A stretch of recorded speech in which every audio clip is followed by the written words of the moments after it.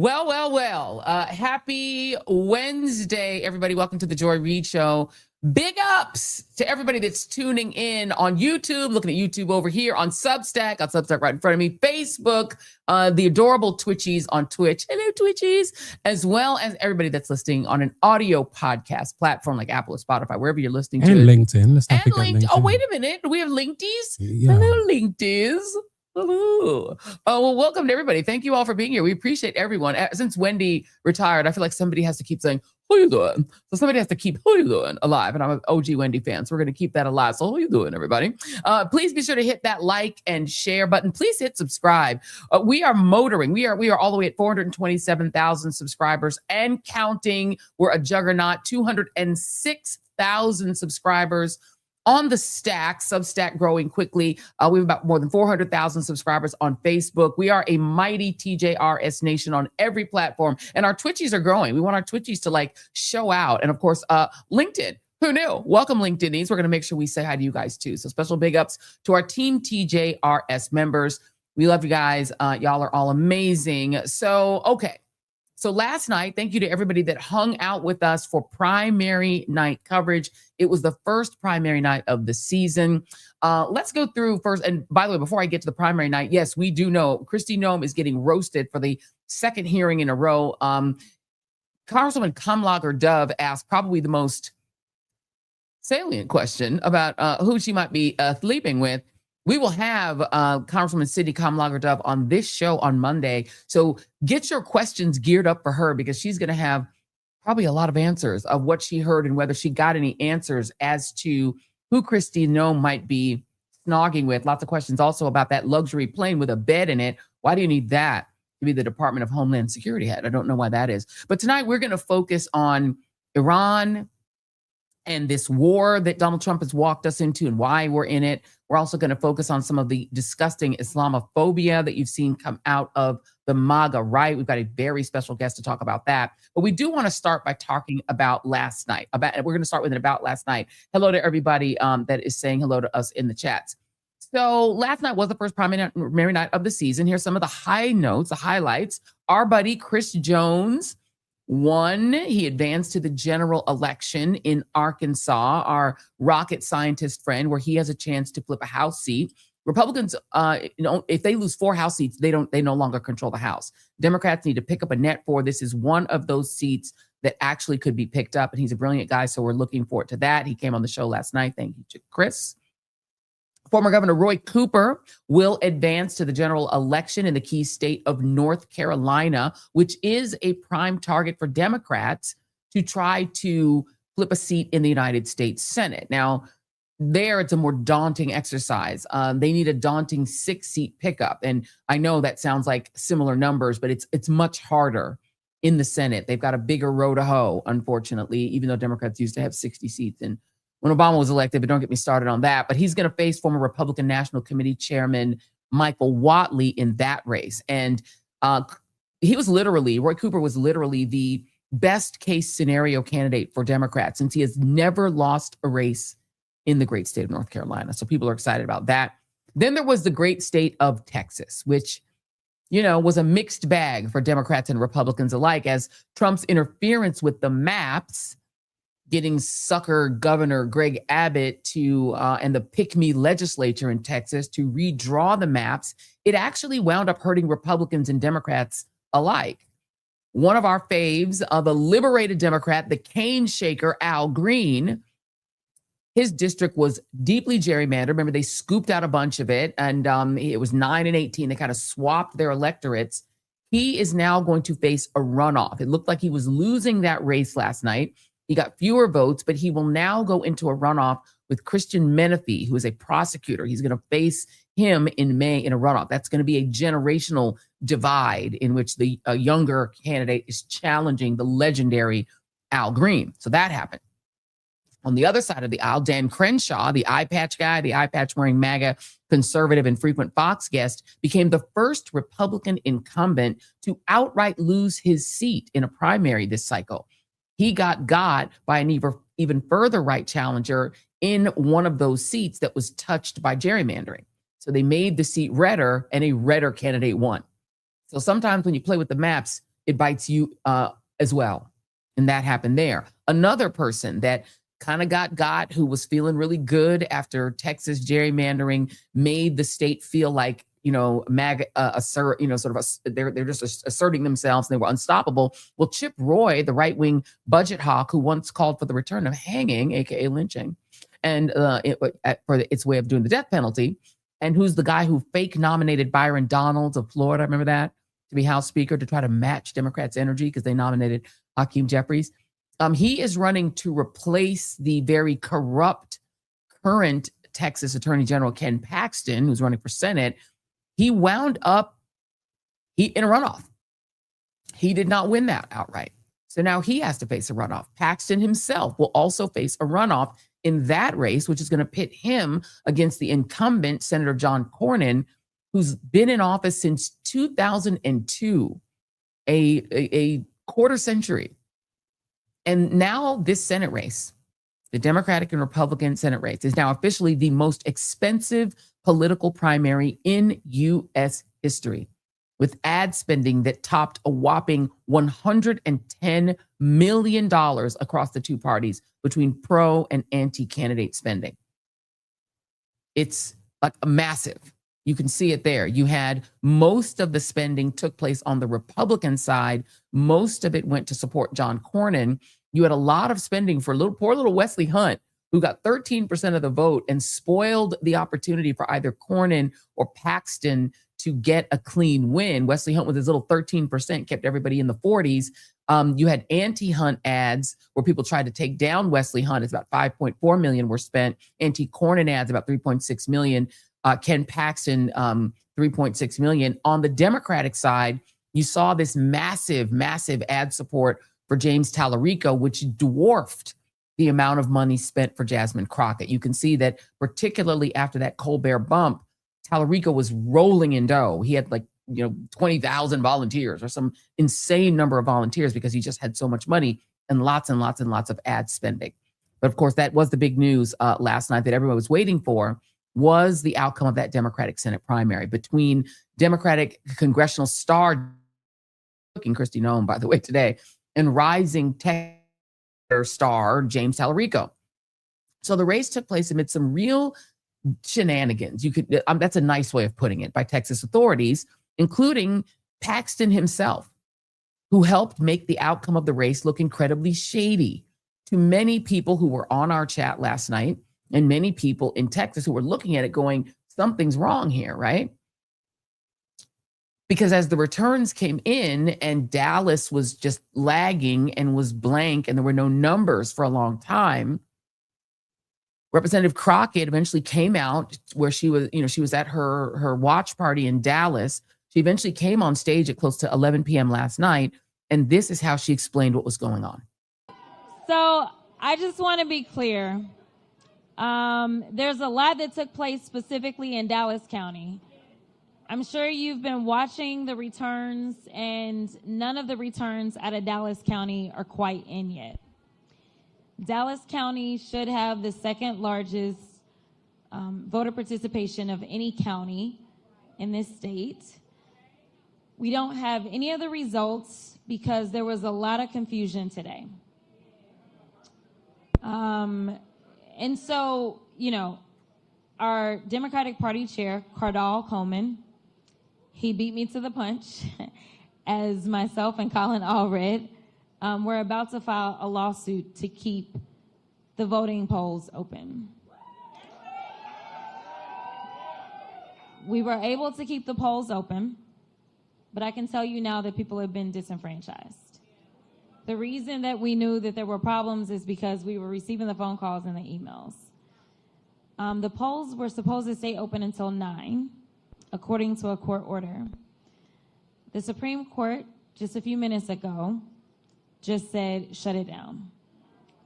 The Supreme Court also said that they are to separate any votes out that came in after 7 p.m. So here's the deal. I have no idea how it is that clerks are going to know who was in line by what time, because the rule is that if you're in line by 7, then you get to vote. And so once there was a court order saying you had until 9, I'm sure that there were people that joined the line after 7. They now are telling them that you have to separate the votes out. What this means is that we will not know what votes are to be tallied from Election Day out of Dallas County. For sure, we won't know that tonight. So knowing that Dallas County is a big dump of votes, we, in my opinion, will not know the election results overall tonight. We need to see the Dallas County votes to see where they are. I mean, if the early vote comes in, which we may have the early vote soon, if it comes in and I'm losing Dallas County, then we know kind of where this thing is going. Well, she did not, in fact, lose Dallas County. Jasmine Crockett won Dallas County when finally the votes very slowly came in, but she didn't win it by enough to carry the night or to cut into James Talarico's lead. As you all saw, as we were going through the votes last night, hour by hour, minute by minute. And so this morning, Jasmine Crockett conceded. We can put up her post. This morning, I called James and congratulated him on becoming the Senate nominee. Texas is primed to turn blue, and we must remain united because this is bigger than any one person. This is about the future of all 30 million Texans and getting America back on track. With the primary behind us, Democrats must rally around our nominees and win. I'm committed to doing my part and will continue working to elect Democrats up and down the ballot. That will include her pastor that she's going to be working to elect, the Reverend Freddie Haynes, Frederick Douglass Haynes, who won his primary race for her seat. So her seat will stay blue, and Reverend Freddie Haynes is, overwhelmingly favored to win it, but that was a concession. And so now I want to let you hear the speech by the victor in the Democratic primary last night, James Talarico. Thank y'all so much. I appreciate y'all. Thank you for staying up. Thank you. Tonight, our campaign is shocking the nation. We are still waiting for an official call, but we are confident in this movement we've built together. Every vote must be counted. Every voice must be heard. The voter suppression in my home county and in Congresswoman Crockett's home county, the gravity of this moment. This movement is about whether the people will hold the power in this state and in this country. We launched this underdog campaign 6 months ago in my hometown of Round Rock, Texas. And since then, tens of thousands of Texans have shown up to rally with us in every corner of the state, from Beaumont to El Paso, from Amarillo to Brownsville, and everywhere in between. We have recruited more than 28,000 volunteers who are organizing in every community across this state. And we have shattered grassroots fundraising records, all without taking a dime from corporate PACs. This is a people-powered movement to take on this broken, corrupt political system. This is truly a campaign of, by, and for the people. We are not just trying to win an election. We are trying to fundamentally change our politics. And it's working. The number of young people who showed up to vote in this election is unprecedented. The number of Texans who have never voted before but showed up in this election is unprecedented. The number of independents and Republicans who voted in this Democratic primary is unprecedented. This is proof that there is something happening in Texas. Tonight, the people of our state gave this country a little bit of hope. And a little bit of hope is a dangerous thing. I want to thank y'all Thank you for being here. Thank you for being in this fight. God bless y'all. Thank you.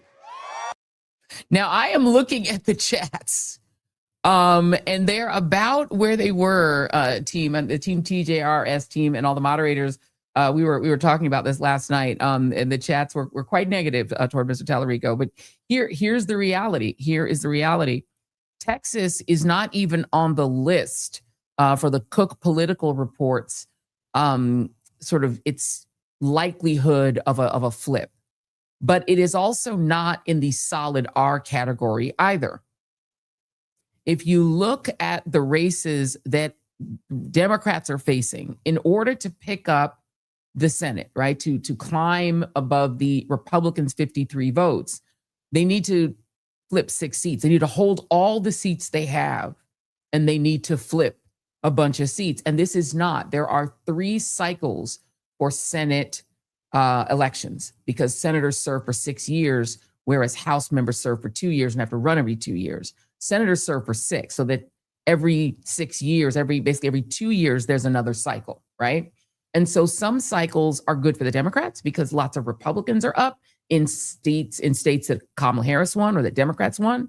And sometimes it's a good year for Republicans because lots of Democrats in red states are up. That previous cycle, the one we just had in 2024, was an excellent cycle for Republicans because you had a lot of Democrats who were up for re-election in states like Ohio and Montana, people who were red state Democrats who had held on to those red seats, and then they came up for their cycle, and it was a blowout election because Trump at the top of the ticket, his voters voted all the way down ticket for Republicans, and people like Sherrod Brown lost their seats, who were popular Democrats in Ohio.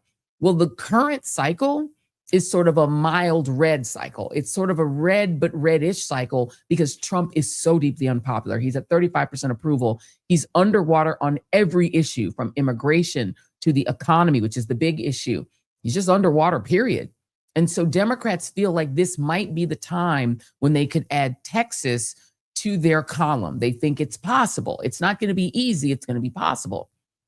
Now, they're either going to face Ken Paxton or they're going to face John Cornyn, the incumbent. Paxton they'd prefer because he's so corrupt and cray-cray that they feel like he'd be an easier target. And this sort of theory of the case is which kind of Democrat would be better against him. A James Talarico who tries to appeal to the other side, who wants to convert Republicans and bring them across the line, or Jasmine Crockett, who motorizes the base, who literally motivates base voters and also non-voters. My personal theory of politics has always been that the base is more important and that you can maybe start talking about conversion, but when your base is solid and your base is motivated. If your base isn't motivated, the idea that you're going to suddenly convert people on the other side to me seems suboptimal. It doesn't seem possible to me. I'm very skeptical of the idea that people who are hardcore Republicans are going to suddenly vote for a Democrat because he's a nice Christian guy. I don't think that is possible. Whereas my theory was that Jasmine Crockett would motivate and register more voters and bring more energy to a ticket. And also she attracts more sort of rage on the other side. And so in a way, she kind of felt like a candidate that had more going for her in a general, even though either one would be climbing a huge hill to try to win an election in a very red state like Texas. But let's dig into it. We got a couple of really great guests, but let's start with Tom Bonier. Tom is a veteran Democratic political strategist and the chief executive officer of the excellent polling research organization Target Smart. You probably read their data on Twitter on election nights, but here's the man who's actually putting the numbers out. Tom, when you look at the way that this race played out last night, these two theories of the case that these two candidates were making, the conversion candidate, there was a path, what we call it, the preacher and the prophet, right? That's what Robbie Jones called it. The preacher who says, I can bring these MAGAs to the altar, and the prophet who just said, come with me if you want to live. You know what I mean? It turned out that his strategy was stronger. His ground game was really strong. He was very organized. But what do you think he comes out of this election with? Does he come out with momentum, or does he come out with a lot of work to do? I think he comes out with both, frankly. I mean, Texas, as you and I both know, because we've all been through many cycles, where we look at Texas and we say, maybe this is the year. Maybe it was Beto in 2018, and we've come close, to be fair. But there was a certain element of this where we thought, demographics are destiny, and eventually Texas is going to get to the point where the dam will break and it will become a democratic state. And obviously that hasn't happened. And demographics haven't been destiny, as we all know very well, just because of a lot of confounding factors. And so, yes, it would be a tough hill to climb for either of the candidates, as you said, no matter what. Winning the way that he won, I do think gives him some momentum, where it's like, okay, we've checked a couple boxes. For me, I think one of the biggest boxes that he checked was the problems that Democrats have had in Texas with Hispanic voters have been well documented, and they have been substantial. And he performed quite well with Hispanic voters. When you look at that performance, especially in South Texas, it's impressive. Again, it's checking one of many boxes that will need to be checked between now and election day to be able to make this a competitive election. But I do think there's some momentum there. I'm looking at social media, and among Black Texans and really Black voters nationwide, and even in our chats on both Substack, but even more so on our YouTube chat, there's been a lot of real anger about this win and the way it was done. What do you think that the interference of the Texas Supreme Court and Ken Paxton in doing what sure did look like voter suppression, is there a way in the data to see if that winds up harming the Democrats writ large, or is it something they just need to look out for in the general election cycle? I think we'll see when we get the individual turnout data, which will take a little bit to actually see who voted. We have the early vote data, which was substantial. I think almost 1.2 million Democrats voted before election day, but there's another million or so that voted on election day. And the point that you flagged and that you've been talking about in terms of what likely limited, certainly limited some number of voters from actually casting a ballot. We'll be able to look at that, see a little bit more closely. To your point about the impact that can potentially have in November, I don't think it's something we can ignore. As the famous saying about Texas, it's not a red state or a blue state. It's a voter suppression state. Yeah. We've seen a lot of issues there. We've seen Republicans actively work to deny, especially people of color, the vote. And so, I think that's a huge concern. I think when you're telling people to come out in November, there has to be a confidence that they're going to be able to vote, that their vote will count. And, obviously, this primary election, to have those issues, that's not something that gives people a lot of confidence. I do believe that it's surmountable, but again, it's going to take some work. Yeah, indeed. All right. Well, joining me now is somebody who actually worked on the Jasmine Crockett campaign, a prolific presence online and social media, Elizabeth Booker Houston. She's a lawyer and political commentator. She explains legal things really, really well, but also took some time out of her very busy life to try to help Jasmine Crockett win in Texas. Elizabeth, I've been spending some time on your Threads account.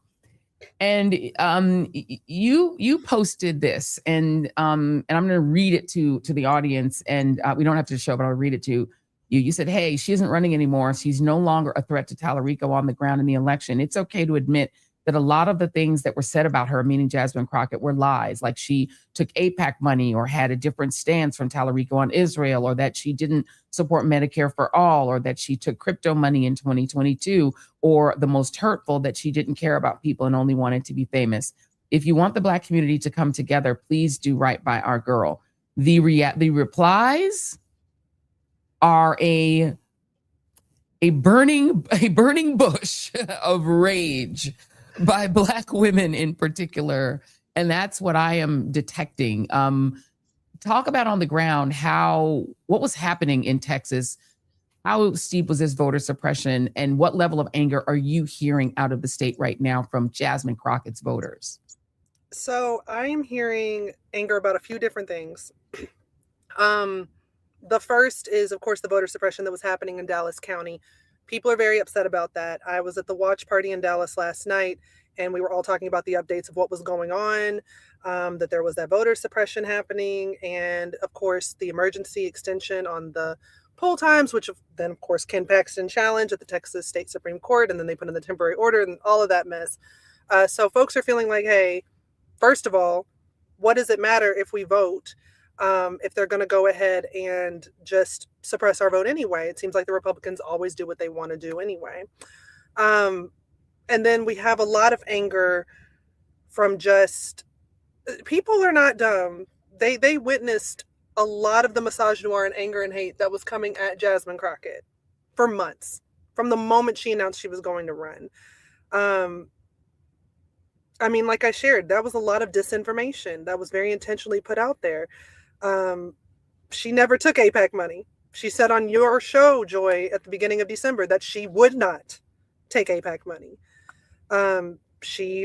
It's bothering me because she's everything that they claim they didn't want, like, or what they did want from Kamala Harris.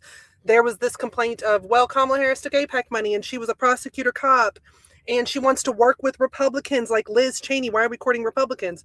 And so here comes Jasmine to say, I don't take AIPAC money. I'm not going to. I was a public defender who took pro bono cases for, activists, including Black Lives Matter activists.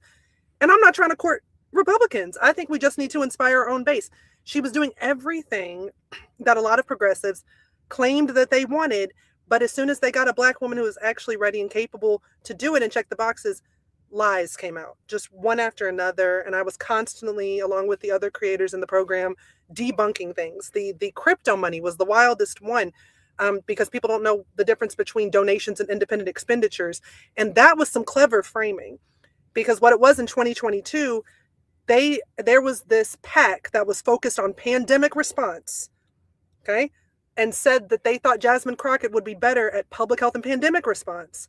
So they spent $1 million in independent expenditures, meaning that they just bought ads and whatever else and mailers on her campaign, not giving her money, not coordinating with her. They decided they wanted her to be the one to win. So they spent their own money. You cannot coordinate with candidates on this. And it just so happened that the PAC focused on pandemic response was backed by a crypto bro. And so from that, we got the disinformation of Jasmine Crockett took crypto money. That's how insane the leaps were. And it was so difficult to keep just trying to knock down this disinformation, one thing after another. We also heard that there was some bot purchasing maybe going on, and we don't know if that was coming from the Talarico campaign, but there were bots that were used. It was sort of a real kind of relentless campaign, but it was very organized. I'll give Talarico credit for being incredibly organized, having lots of volunteers on the ground. Before I get more data here, Elizabeth, from your point of view, just as somebody who studies these campaigns, I know you're in the great state of Tennessee, but you're sort of you're a national figure. I'm in DC, actually, native you're Tennessee. In DC, native of Tennessee. I'm actually parked on the hill right now because, speaking of Senate races, I just finished an interview with Abdul Al-Sayed, who was running for Senate in Michigan. So nice. I'm running around. Yeah. Okay, we're gonna have you on to talk about that too. I'm very interested in that race as well. What, in your view, and since we got a data guy on here, and I want to really dig into sort of what it would take on the numbers side. Jasmine Crockett lost this race by about little less than 200,000 votes. It was 52.4 to 46.2. But what you saw was more Democrats voted than Republicans in this primary, which I think is like never happened in like a generation in Texas. So Democrats have the energy. In your view, what would James Talarico have to do to get not just a sort of, rote percentage of Jasmine Crockett's vote, but to get more than just sort of a dutiful percentage of the vote? Because he needs volume, not just percentages. He's going to have to make a real effort with Black voters. He's going to have to. I mean, we're going to have to see bridges be mended. There are people who are very upset, Black voters in Texas who were very upset by what they saw as far as the mistreatment and disinformation against Jasmine. Even against people who, like me, who were working on the campaign. I recently dealt with someone who was really lobbing a bunch of misogynoir and created a racist caricature of me because I worked with the campaign. And we should call that person's name. They're called Rogue DNC. And we should, yes. Yeah, go on. Yeah, his name is Louis Magana, and yeah, he runs the Rogue DNC account, and he had been harassing a group of Black women for months now, who he just saw as being connected to Jasmine Crockett. Lanae was the next person he came at because of her interview with Jasmine, which she called out and said, please don't misrepresent my interview or use it to enact misogyny against another Black woman. He was very, I will just say, rude, which is an understatement to her. I defended her, and then he came back with what I can only describe as a caricature of me. And so the NAACP had to make a statement. There were articles in the Griot and Black Enterprise. I mean, this became much more than just criticism of a candidate, or even maybe some information that was wrong about her voting record. It was straight up misogyny. It was misogyny. It was racism targeted at Black women and Black women who were part of the campaign, or even, like I said, people who were just perceived to be connected to Jasmine, even if they were not.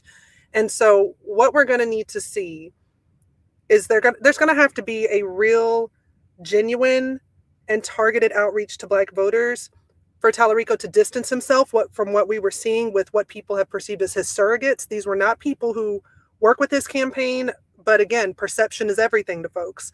He's going to have to make a real effort to actively say, I don't condone this. I don't condone the way that Representative Jasmine Crockett was treated. I don't condone the racism. And here's what I'm doing to reach out to Black voters. And here's what I can offer for you as your senator. We're going to have to see those steps because, quite frankly, Black folks in America have just been burned way too many times. And Black women are constantly under attack. And Jasmine Crockett, as beloved as she is in our community, that's really, I still just can't believe the hatred that came her way. I tell everybody the loss is hurtful, but all of the hatred and racism that came before the loss, that's what's cutting this so very deep. And it wasn't just MAGA, it wasn't Republicans.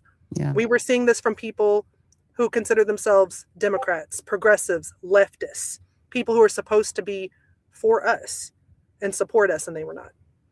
And so, Tom, to come back to you for just a moment, because I'm just looking at this map here, and the Talarico dark blue it's very heavily in West Texas, South Texas, and Central Texas, and Northwest Texas. The Jasmine Crockett light blue is more East Texas.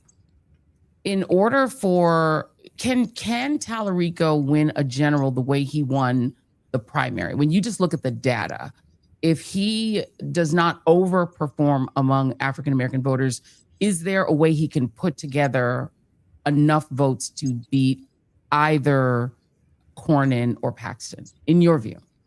No, I mean, for any Democrat to win in Texas, again, we talked about this notion that demographics are destiny, and then we found out, no, they're not, right? Yeah. It provides an opportunity, but what that means is for a Democrat to win, they have to be able to win with overwhelming margins with voters of color, and get overwhelming turnout. And, again, the good news is we saw that level of engagement from voters of color. We saw this record-setting turnout, the highest turnout. This is to the point you made a moment ago. This is the highest turnout we've seen in a Democratic primary since the Obama primary in 2008, and that was a presidential campaign. So that's kudos to everyone who did that and made that happen. The other thing that, to me, that was encouraging, just in the early vote now, because again, we don't have the election day vote history yet, but was that you did see young voters engaged. And so to the extent that Democrats have had problems, not just in Texas, but around the country, there are some very positive things there. But again, it's only positive if we're able to bring this coalition together. This surge in youth voters, where they were only 6% of the early vote in the 2022, the last Democratic primary in a midterm, they went up to almost 10%. And young Black voters surged by more than any other group. So to the conversation we're having here, it points to both the opportunity, but to the necessary work to be done to be able to take advantage of that opportunity and actually win this race. Yeah, because if those young voters then are mainly Jasmine voters and they're turned off and they don't show up in November, then that gives the Republicans a chance to purge them and they can't vote. It becomes a whole vicious cycle. Last question to you on this. Go on, please. I'm so sorry. Can we address the elephant in the room as well? Sure. Yeah. That I feel like not enough people are pointing out is that people who showed up to vote for Jasmine voted for Jasmine. There are definitely people who showed up to vote for Talarico, not for Talarico, but against the Black woman running.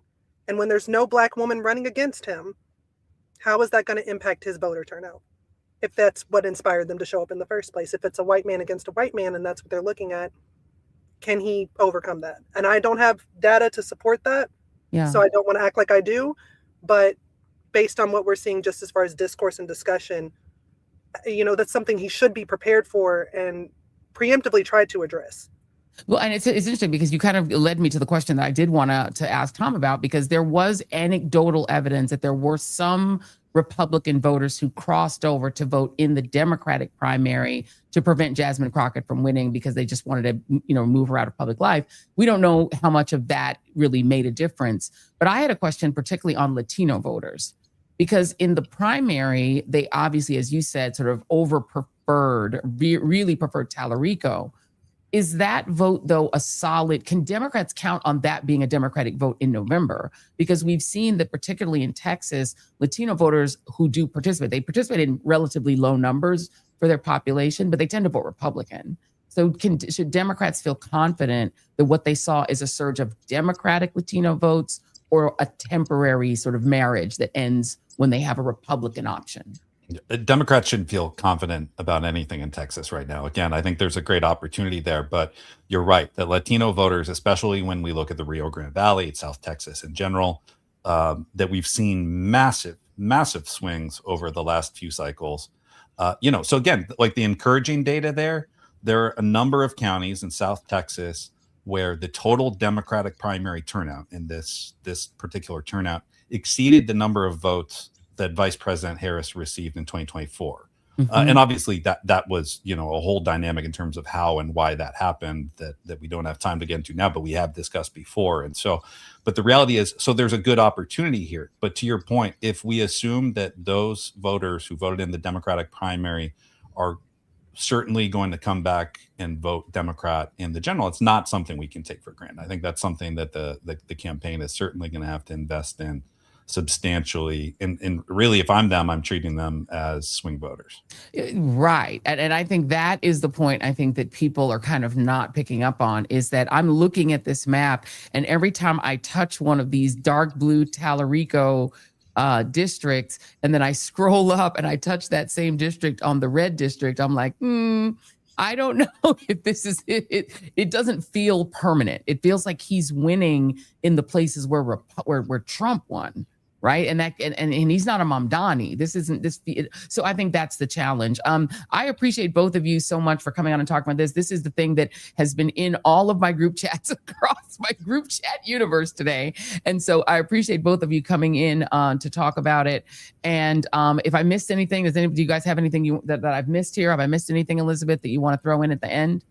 Just that I love and support Jasmine, and I'm rooting for her. And I would have done this job again 20 times over, and I have no regrets.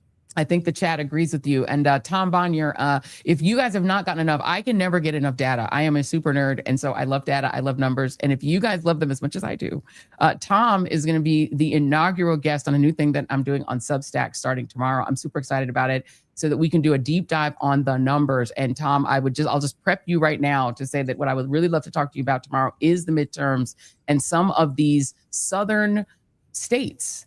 And maybe even we'll throw in Ohio, because the question I have is, can Democrats pull off this almost impossible 6-state roll they've got to go on? They've got to get things like Iowa, Alaska, Ohio, but also there are these southern races like Mississippi that I think they should spend some money in. So if you don't mind, that's what I'm going to get into with you tomorrow, Tom. And so I'm looking forward to that. So thank you so much, Elizabeth Booker Houston and Tom Bonier. Thank y'all very much. You guys are great. Thank you. Thank you. All right. See you tomorrow. Thank you very much. And so, yeah, that's it. If you guys are interested in getting into the deep data, we are launching something called the Joyce House Insiders. This is only on Substack. So my Substackies, this is something special for you guys. And this is only for premium Substack members. So if you're not a member over at joyannereid.com, you can go over there and you can subscribe. So this is going to be a closed, because it's just for the super nerds. This is just for people who just really want to sit and hear me and Tom talk about numbers and maps. It's like, I love a map. I love a data. And so that's what we're going to do starting tomorrow. It's going to be Thursdays at noon. We're going to be going deep dives on the elections, on the midterms. You all can let us know if there are races that you want to get into, but we're going to go deep, and we're going to get into these numbers, because I want to know if it's possible for Democrats to take back not just the House, which they're highly likely to do, but also the United States Senate. So that's on joyannereid.com. We call that Joy's House on Substack. Okay, so I want to let you all know that we could not do the things that we do here in independent media without our amazing advertisers. And one of our faves that the Joy Reid Show is brought to you by in this episode are our friends at Remy. And you guys know that I'm in my Invisalign era. Y'all see I'm in my Invisalign era. So clenching and grinding my teeth, it's become like a lifestyle. But it doesn't need to be a lifestyle for everyone who wants to have that $1 million smile. Because look, the teeth grinding is worth it with my little Invisaligns, but you don't necessarily want to do it for tooth health. And if you deal with teeth grinding in your world, particularly when you sleep, you may want to join the 350,000 Americans who trust our friends at Remy to keep your teeth in order. Remy night guards are clinically tested and FDA cleared to prevent teeth damage from grinding, to reduce jaw tension and facial muscle strain, and to improve your sleep quality, because sleep is important. Keeps the stress down. You get the same professional quality and comfort in a night guard from the dentist that you would get from the dentist for 80% less than the cost of taking your own impression from the convenience of your home. So when you purchase your Remy, you get this little kit. It comes straight to your door. Then you just open it. You follow Remy's step-by-step instructions to get your perfect impression. Remy then crafts and ships your custom-fit night guard right to your door again. Then you get your night guard. You start protecting your health. You get a good night's sleep. And Remy also makes amazing products like the ultrasonic cleaning device, which I literally use every day to keep my Invisaligns clean and build up free. It is amazing. It makes a cute little sound. It's fabulous. They've also got whitening gels and all kinds of other great products to keep your teeth looking fab. So if you're ready to protect your teeth with Remy, just go to shopremy.com and use the code JOY, J-O-Y, to get 50% off your new night guard. That is 50% off at shop.remy.com, shopremy.com/joy, and then use the code JOY at checkout. So thank you, Remy, for sponsoring this episode. shopremy.com/joy. So you all would be forgiven if you have never heard of Sid Rosenberg. Now, back in the day, he was part of the Don Imus show. That was it. He had enough, yes. And you'll be happy to know, why, man, that your favorite basketball team, the Phoenix Suns, won their 15th straight game yesterday. But, of course, before the game, Mike Francesa already knew that. Well, my team's the Denver Nuggets. Oh, you like, oh, of course, because of AI's mom. You've always had an affinity for Allen Iverson's mother, of course. I could see that. And right. I like Melo, and the Ants are playing well together, so I'm down with Melo, and I'm down with Allen Iverson. They've only played one or two games together. I'm not sure. Well, but they've done great. You know what? You're on it. You're all over it, I man. Are we on a delay? Is it? Are you hearing me like a second or two after I say stuff? No, he's just stupid.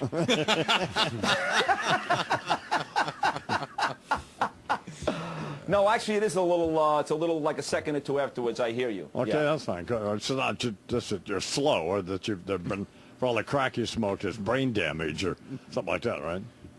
It was a lot of years, man. A lot of years, as you well know. How are you doing on? But how are you doing on not drinking and not doing drugs? I'm doing great. I've got a new addiction now, and her name is Ava, and she's my little girl. So I don't. Well, that's. It was a part of my life that, look, you went through it, man, and a lot of us have gone through it, and it was a part of my life I'd rather forget. So I'm doing great now, and I don't do any of that stuff anymore. I'm done.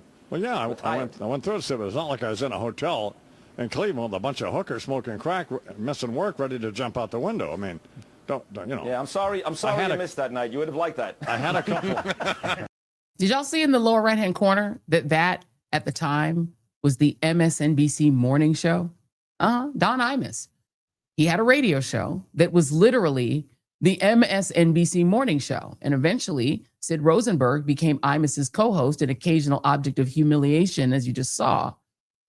He went from that to having his own show on ABC radio networks after Imus was fired by MSNBC. He was fired because he and his co-hosts joked about a majority Black woman college basketball team as, quote, nappy-headed hoes during a live broadcast, causing even the friendly Today Show weatherman Al Roker who likes everybody to denounce him, alongside the National Association of Black Journalists and others.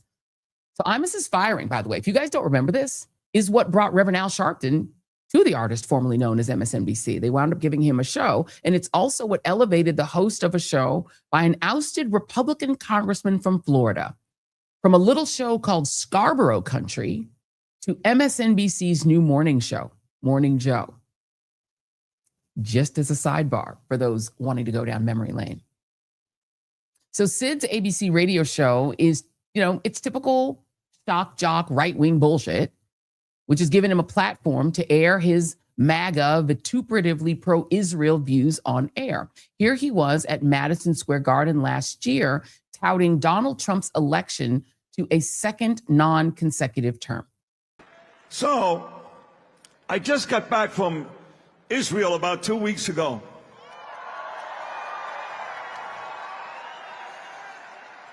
They love Trump in Israel, just so you know, they love him. They love him and Bibi, they love them both. I'm in Israel and had the opportunity to break the Yom Kippur fast with Bibi Netanyahu. What an amazing night that was. Cried with Israelis in the streets. They listen to me from Jerusalem. They really do. It's like all of you listen to me, all of you. I get back and they go, Sid, you want to speak at this MSG thing? I go, sure. Out of character for me to speak at a Nazi rally. I was just in Israel, but I took the gig. She is some sick bastard, that Hillary Clinton, huh? What a sick son of a bitch. The whole fucking party, a bunch of degenerates, lowlives, Jew haters, and lowlives. Every one of them. Every one of them. Look at my city. Look at my city. Yes, this building is beautiful. You're all beautiful. Look at you. But you can't walk outside past about 10 o'clock at night here. If you're a pretty woman like my beautiful wife Danielle out there somewhere, you get punched across the face just for walking down the street. Who did that? Bill de Blasio, Eric Adams, shitty Democrat mayors. Andrew Cuomo, Kathy Hochul, shitty Democrat governors.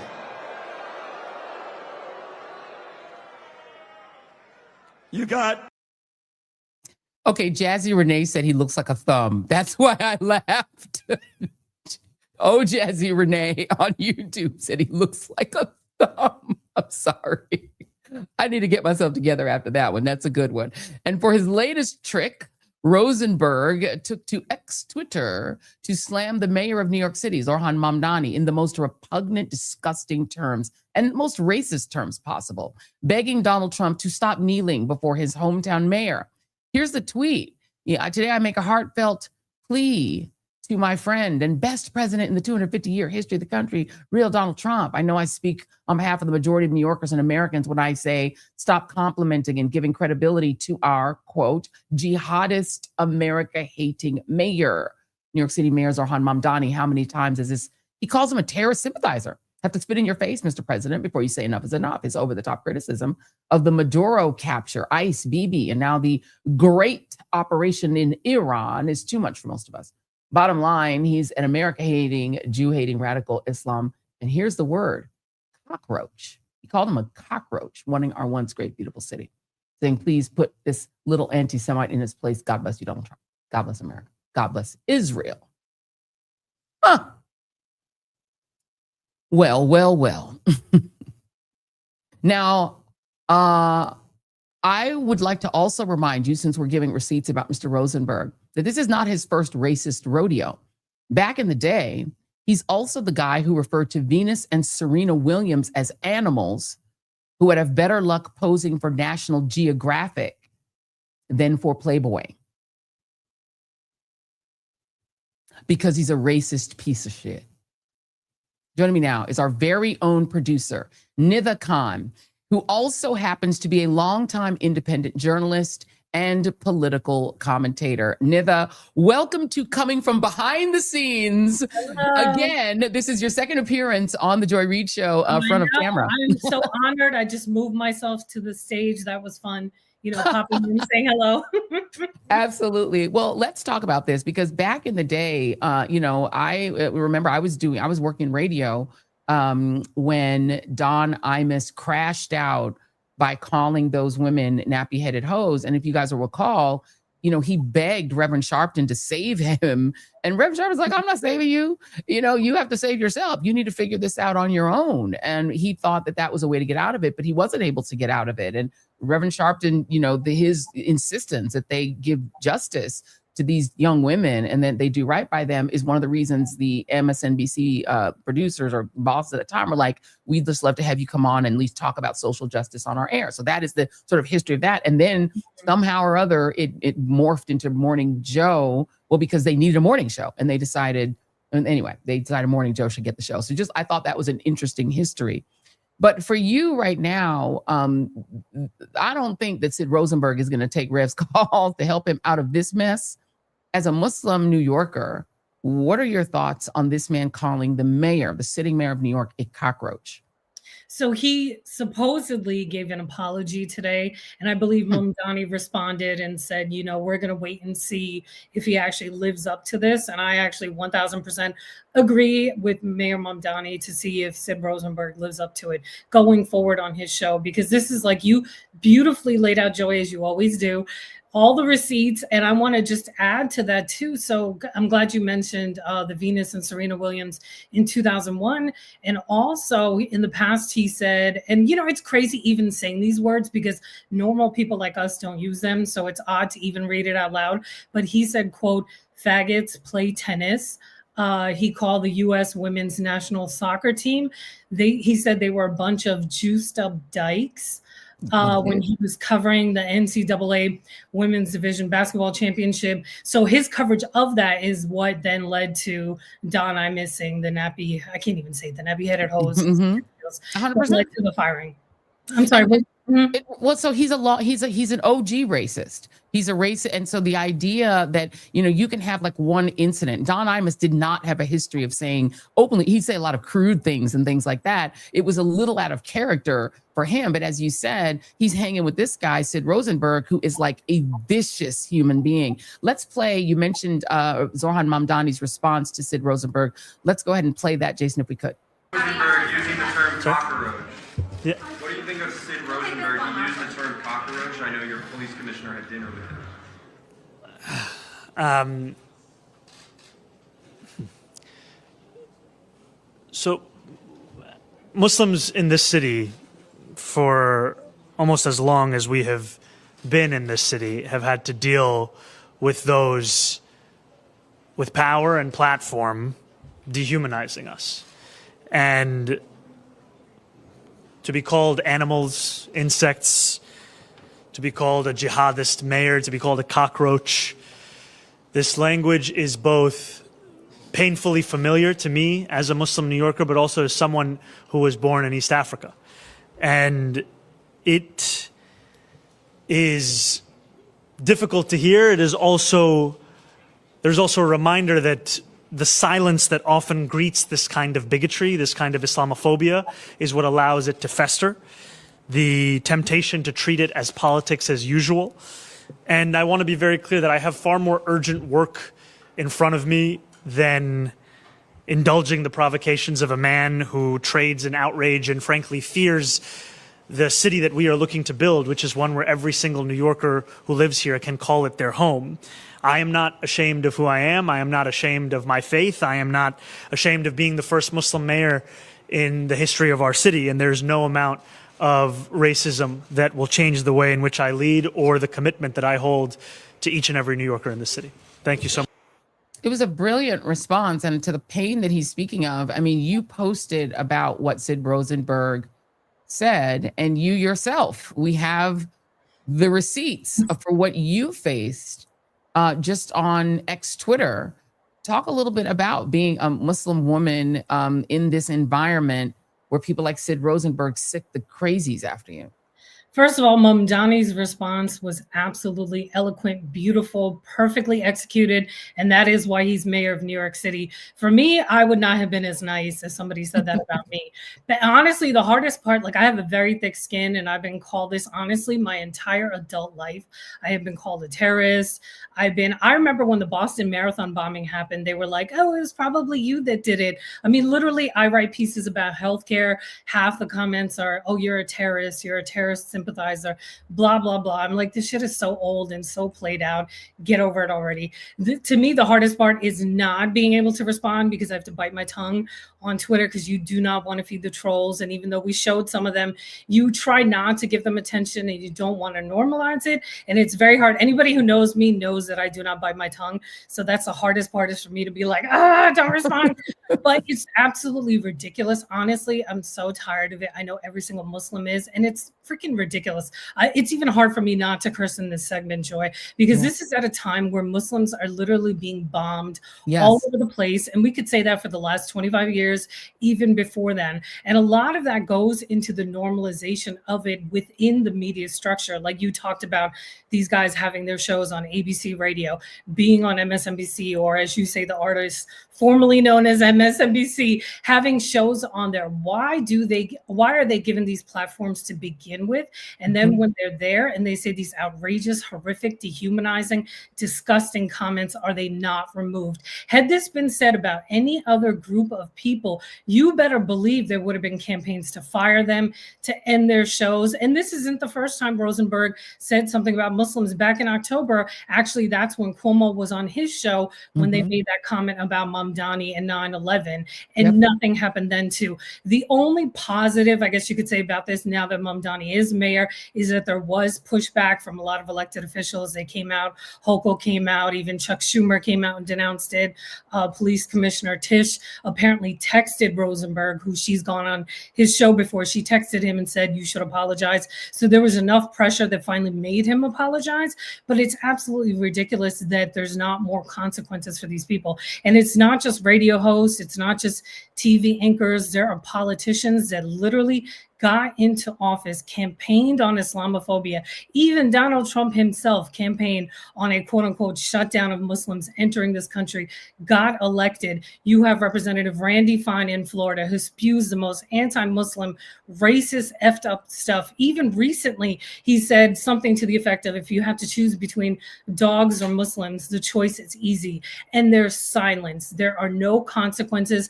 I don't see CNN doing 24/7 news cycles about these statements, because if it had been said about anybody else, you better believe you would have seen that. And honestly, the Muslim community is tired of it. It's absolutely ridiculous.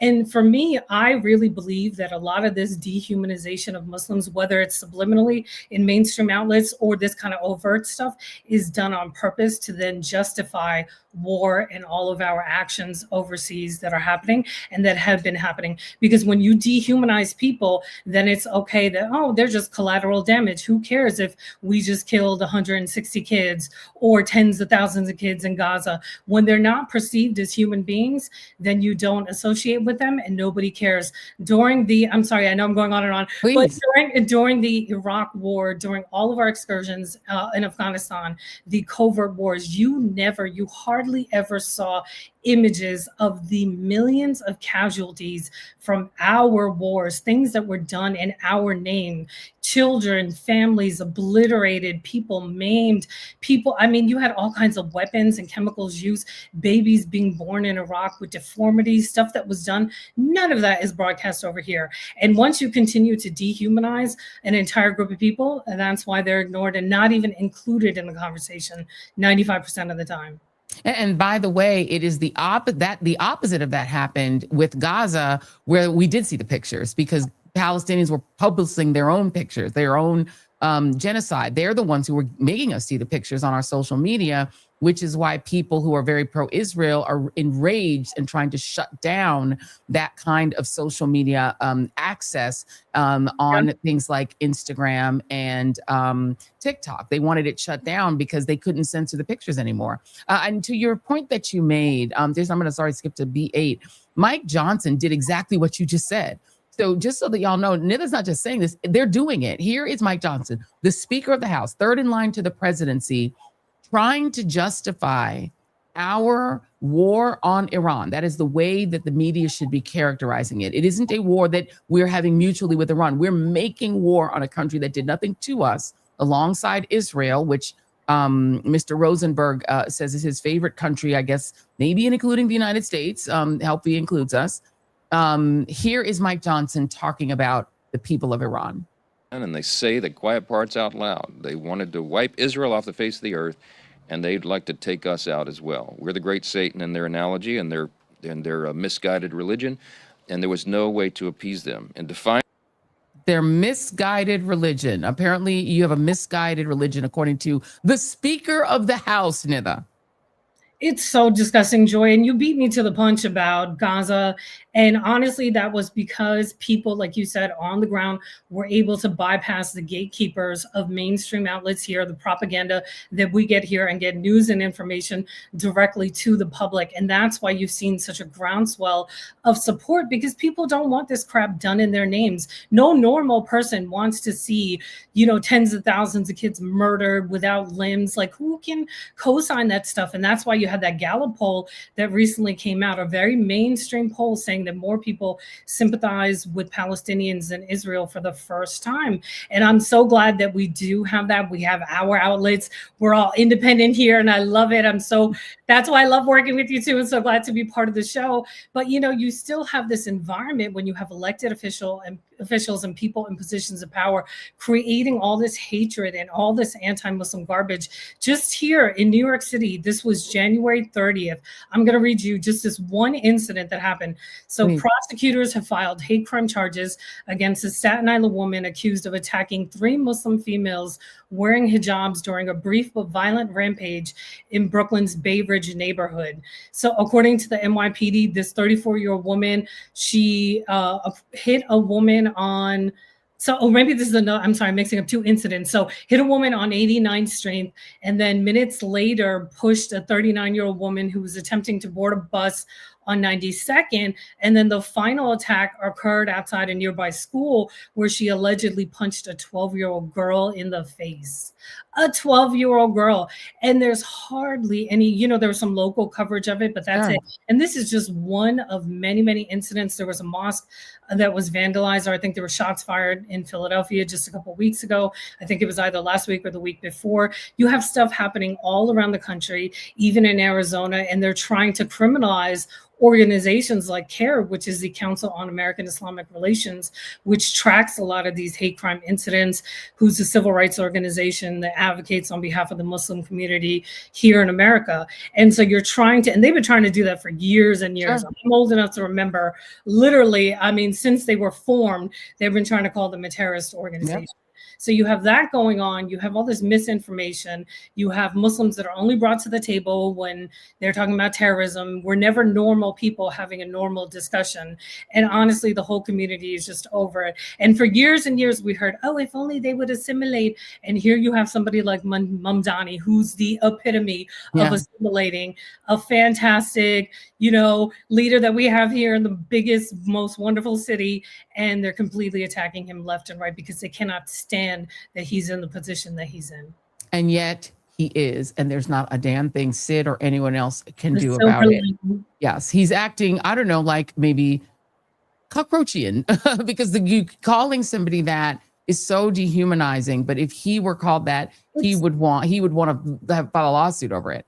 It's literally genocidal language. That's language in the Rwanda genocide. You look throughout history, whenever they call people cockroaches, they call them animals. They, take away their humanity. That's when atrocities begin, because it always starts with language first and then actions later.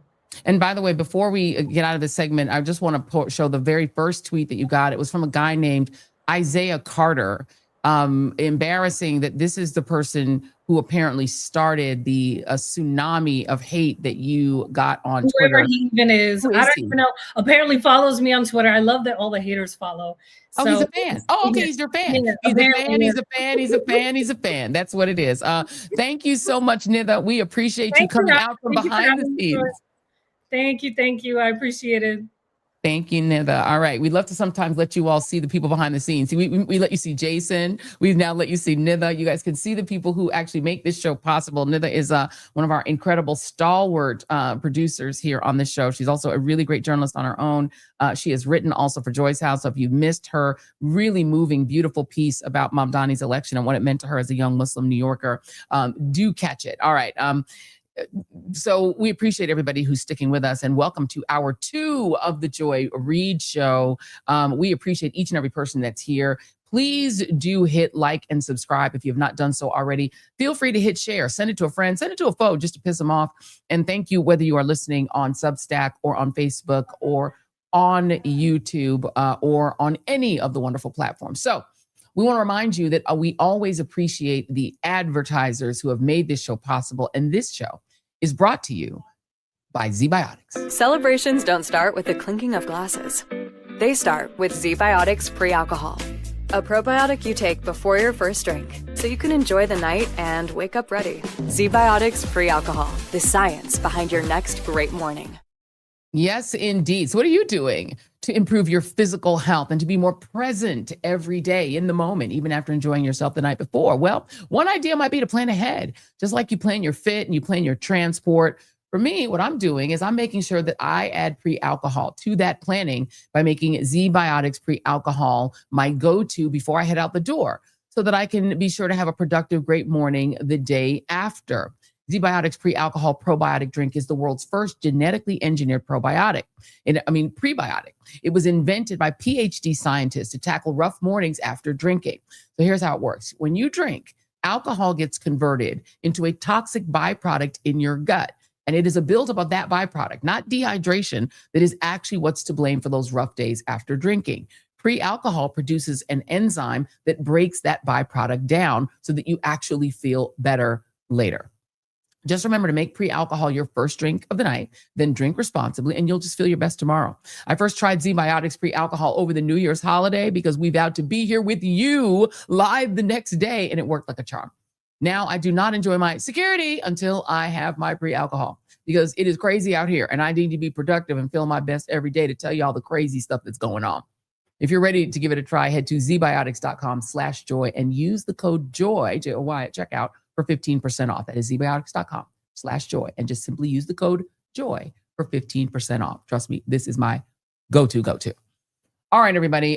So this hour, I want to also remind you all that we are going to talk deep dive about Iran. We did talk with Nida about the fact that you really don't hear those stories, and we're going to do that in this hour. But before we do that, we are blessed and highly favored because this show is not just brought to you by our friends at ZBiotics. It is also brought to you by our friends at one of our favorites, bookshop.org. Now, since 2020, bookshop.org has raised more than $45 million for local bookstores. They are unapologetically anti-Amazon. They believe local bookstores are essential community hubs that foster culture, curiosity, and a love of reading. And they are committed to helping them survive and thrive. They are a certified B Corp and have been named a best of the world by B Labs.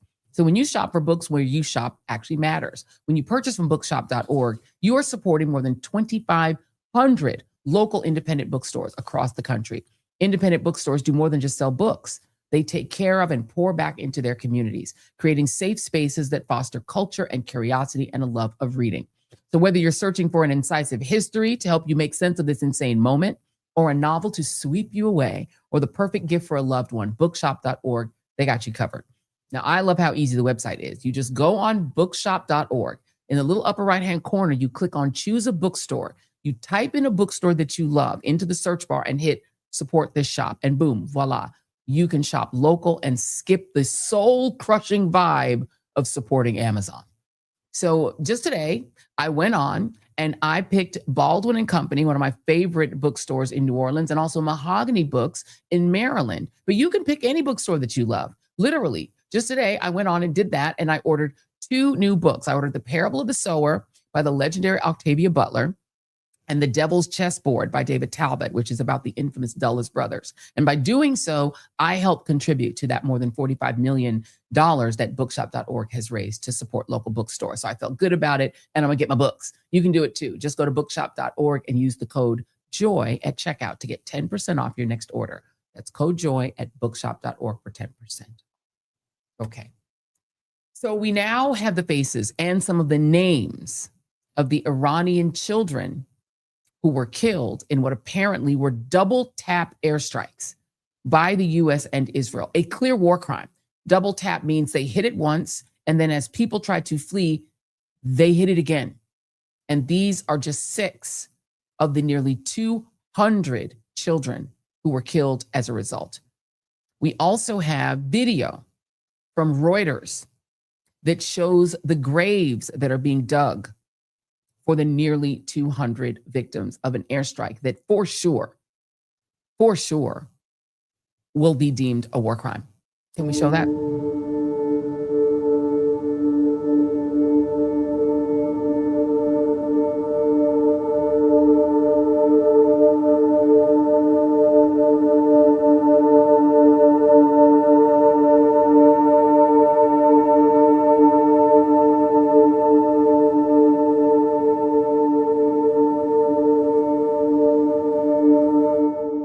That is your tax dollars at work.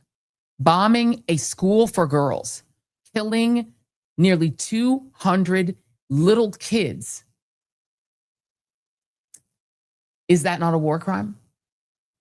This is happening as there is a report that the United States military leaders are telling troops that the Iran war was anointed by Jesus to bring about Armageddon. This is a real report. A watchdog agency, a military religious freedom organization called the Military Religious Freedom Foundation, says it has received widespread complaints from our troops that they are being told by some military leaders that this war on Iran that was started by us for no reason whatsoever, other than Israel told Trump to do it, is being designed and ordered by Jesus and sanctioned by Jesus to bring about Armageddon. This, as Americans and other foreign nationals, are effectively trapped in a war zone that we created. It's 2 hours now. I don't know if you can hear, there's actually quite a lot of jets flying over me at the moment, which is rather unsettling being outside. But yeah, basically landed on Saturday morning, 3 a.m., woke up. You all right? Did something just go thud behind you? Background? Yes. Sorry, I'm very on edge. No, Will, listen, if you need, I can see the city behind you. We can't hear it clearly as well as you can, but if you need to get in and make yourself safe, go and make yourself safe, and we'll do this another time, because that's the key thing. We're at Sky Harbor. We spoke with a couple from Gilbert who's actually stuck in Dubai right now during the ongoing violence in the Middle East. That was the loudest we've heard in a while. That was... Okay, now I'm nervous. Linda Pope has been seeing missile attacks from her hotel room window in Dubai. They're sheltering in place while much of the area has been shut down. Dubai airport officials say all flights have been suspended until further notice. It's a little nerve-wracking. You can still hear the rumbling. It sounds like thunder. Sounds like Arizona thunder. The U.S. Department of State is urging Americans overseas to stay alert and follow local guidance. Hi everyone, my name is Shekinah Lee. I am 26 years old. I'm from Chicago. I'm currently in Dubai. I'm in a parking shelter. We've received so many emergency alerts. We've seen the missiles with our own 2 eyes. We've heard the explosions. I don't know exactly what's happening, but I know that for people who are staying on the Palm Jumeirah like me, we are currently taking shelter. All right, so currently in the lobby of my hotel. Y'all probably can hear the emergency messages going off. A bomb just hit. I'm not too far away. Kind of felt like an earthquake. Very loud noise. Everybody's phones going off. Ain't gonna lie, it's kind of crazy, y'all. The lady across the hall from us said she's Lebanese and this is nothing. She's experienced it before. So it kind of made us feel better, but I ain't gonna lie, growing up in the States, we ain't really deal with stuff like this. So just trying to keep calm through it all, remain prayed up, and yeah. Hey y'all, as you know, I'm the girl that decided to spend her 30th birthday in Dubai. And I'm coming on here very humbly asking my president to just seize it. I'm an American taxpaying citizen. And I've now been stuck over here since the 24th. I've been blessed to be able to buy 3 different flights from 3 different airlines, and they've all been canceled. I don't know who this will reach. I don't know if it'll reach anyone. But I am not the person who gets on here like this. But I am desperate to get home to my family. So I'm asking, I'm pleading, please just, whoever can help us, please just help. And I will note that that British gentleman that you saw at the top, we just pulled these just from social media. He may be home already because Great Britain is sending military airplanes to retrieve their nationals. While in the U.S., not so much. Here's CNN's Aaron Burnett, who also was stuck or may still be stuck in the U.S.-Israel-created war zone in Dubai. Help you. It's the message. It's loud and clear. We just got this message here in Israel from the embassy. It reads, I'm quoting here, the U.S. Embassy is not in a position at this time to evacuate or directly assist Americans in departing Israel. Those are the words from the ambassador, Mike Huckabee, and frankly, they're consistent with what Americans are hearing across this region. You know, we all were alerted in 14 countries last night to leave immediately. People were told on their own using commercial options, which is simply an incredible irony given that in almost all of the countries listed, there are no commercial options to leave right now. And in fact, in 6 of them, there isn't even a confirmed sitting U.S. ambassador, including in Saudi Arabia, where the massively fortified embassy has been hit. It's a stunning situation. I was struck by the words of a general who's currently stuck in Dubai. He formerly commanded the base in Kuwait, such an important base. I've been through there on my way to Afghanistan to report a story. And he was simply shocked by the situation, saying, it's a little bit disheartening and a little bit envious to hear that the BBC has announced that the UK government is actually arranging transport for the British citizens to be able to extract them, whereas here for us as Americans, we feel abandoned. The State Departments, I've talked to 2 embassy personnel, 2 different embassies. They are in survival mode, quite frankly, because as we know, the administration reduced their budgets by almost 1/2. His words are sobering.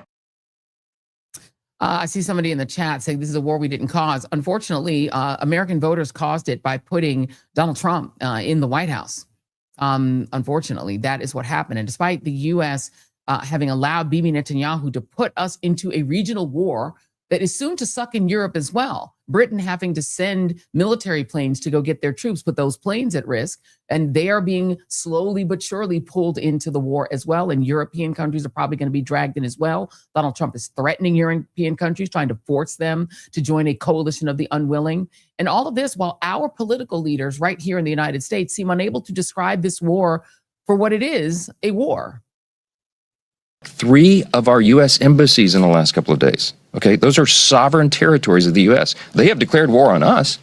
I don't believe in the semantics. We've talked about the language this morning. We're not at war right now. The president ran, and did the president not run on not starting a war with Iran?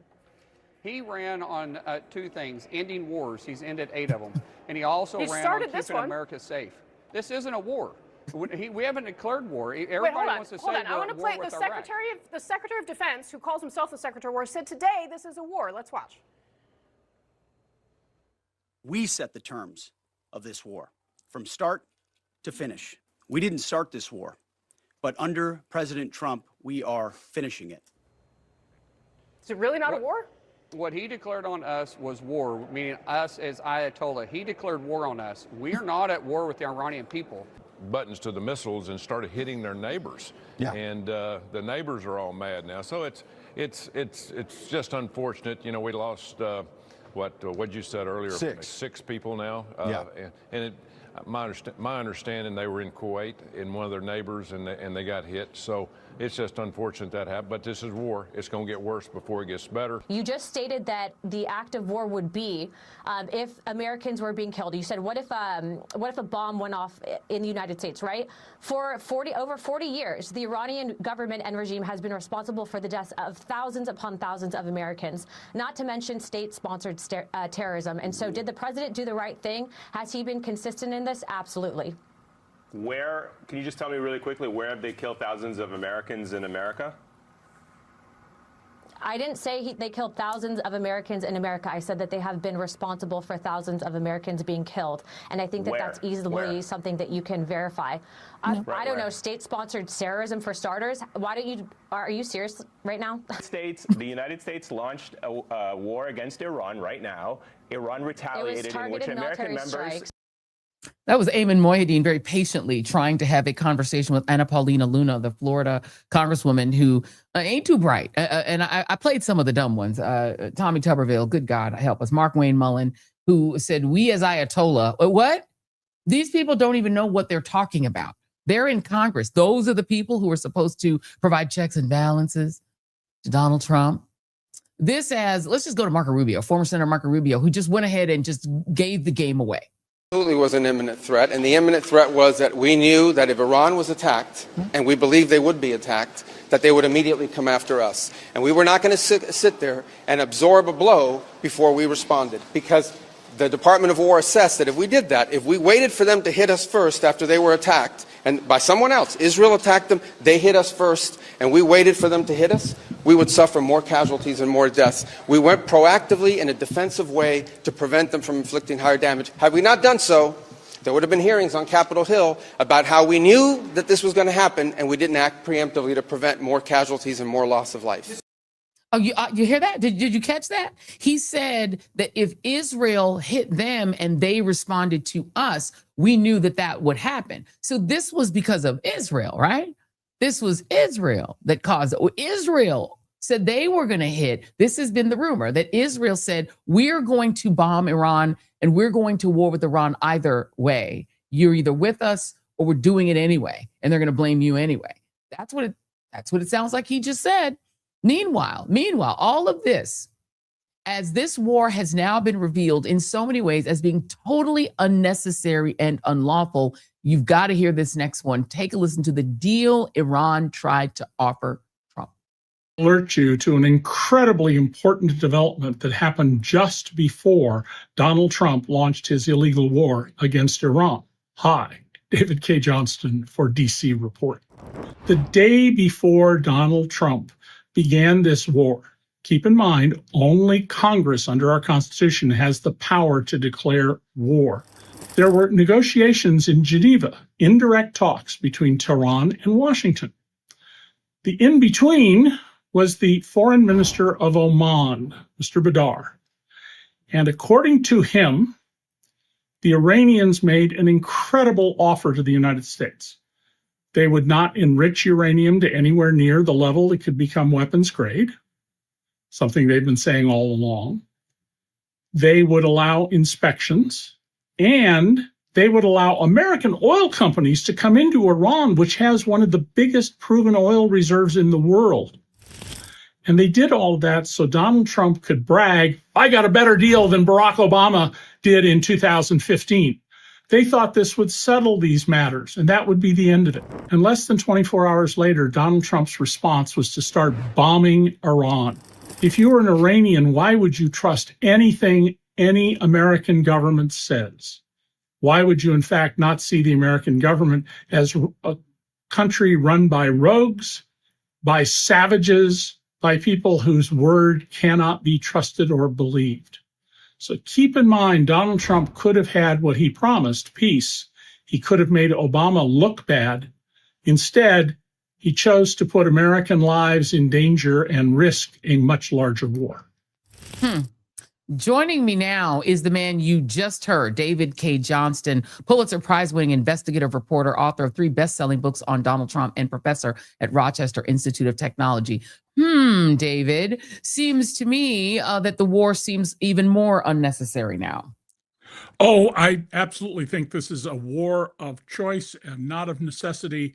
It is not going to be over in 4 weeks. Who ever heard of a war that comes like a cheese package from the grocery store, expires on this date? Right. And and it is already, it's led to a 7% increase in gasoline prices. So there goes Trump's claim to lower that.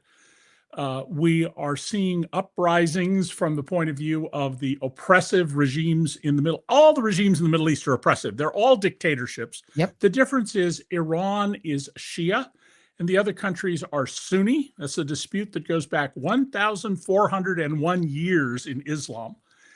And these oppressive governments have now their Shia minorities, or in the case of Bahrain, a majority.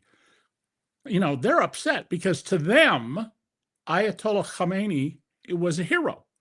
You and I don't, I think, see him that way, but they do because they're an oppressed peoples.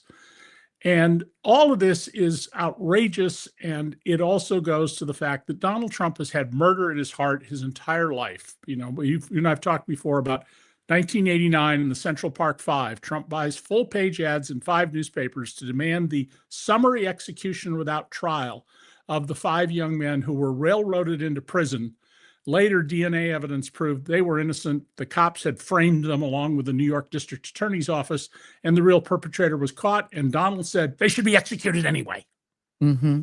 And by the way, now they have executed 200 girls, 200 students in a school that apparently were hit with a double tap airstrike. That's a war crime. Donald Trump appears to envy Bibi Netanyahu, who I call Bibi the Butcher.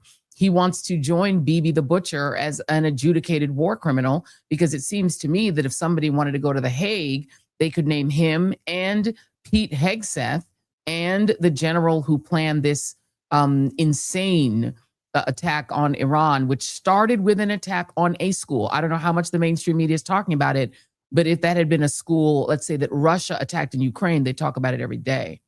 Well, interestingly, some people in my social feeds have said, well, they put a school right next to an important military base. The United States has high schools and elementary schools and kindergartens on military bases. What a dumb argument. It's indicative of, going to your previous point about the Congress people who don't know anything, we really have incredibly stupid people defending Donald Trump and his indefensible conduct. And where are the constitutional conservatives who are always saying we have to follow the meaning of the Constitution when it was written in 1787? Because Trump has no authority to this. The only authority he has is to be defensive. And Marco Rubio's assertion that if the Israelis went ahead and tried to kill the leadership in Iran, doesn't surprise me they intended to do that we would be attacked, that's correct. I think that that would happen. But how does he know there would be more deaths? We still have plenty of opportunity to be responsive to those things. And you wait until you are attacked, and then the president has authority. I'm reminded here of the science fiction movie with Tom Cruise, Minority Report, about pre-crime. Yes. Where people were being arrested before they had committed the crime. And that's what's going on here. The Iranians hadn't done anything. And look at how the Iranians in the past, and I don't want somebody to think I'm defending the Iranian regime. It is a horrible, brutal, monstrous regime that wants us to live in the 9th century, which is a critical... So does the U.S. regime. They want us to live in the 19th century. Well, they want to live in the 19th century. They want to go back to the 9th. Yeah. A crucial century in the development of Islam. But the horror of this is, no, you wait until you have reason to respond. But, Trump called it the Department of War. He put this bloodthirsty, incompetent, hard-drinking Pete Hegseth in charge. They call it the Department of War when it's not. Who was foolish enough to ever believe that Donald Trump would be the president of peace and there'd be no more wars? Well, a lot of MAGA. The 77 million people who voted for him. 100%. And those who, by the way, think that this was even successful regime change, first of all, the other country that's got a Shia minority happens to be Iraq, which we handed back to its Shia majority by overthrowing Sunni Saddam Hussein. But we don't know things. And so we do things. Khamenei's son is now being set up to be the new Iran supreme leader. So they traded the man who was elderly, the elder Khamenei, for his son. So apparently we don't even know how to do regime change properly. Well, in fact, in Venezuela, we kidnapped Maduro and left the regime in charge. Right.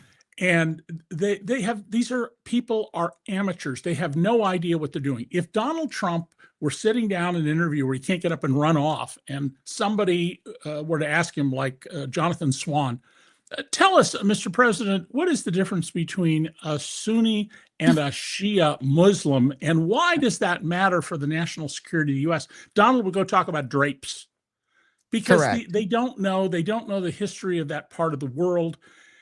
They don't understand anything about the broader consequences of this kind of action. What we've now done is created another century of enmity between Tehran and Washington. We could make Tehran our friends if we worked at it. This is a country that is the most sophisticated, educated country in the Middle East. It is the natural leader, if there is such a thing in the Middle East. But we make our bed with the Saudis and the Bahrainis and the Emiratis.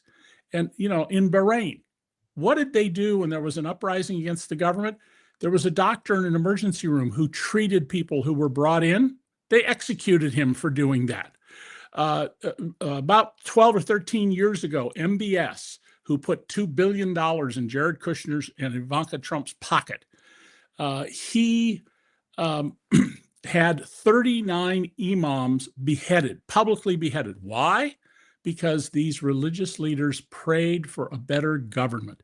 Every one of these regimes in the Middle East is brutal and vicious. And since Netanyahu has been fighting not to go to prison, he has turned Israel into a country that is brutal and vicious instead of the democracy we'd seen, which was heavy-handed at times, but generally worked very hard to do everything it had the right to do, to defend itself.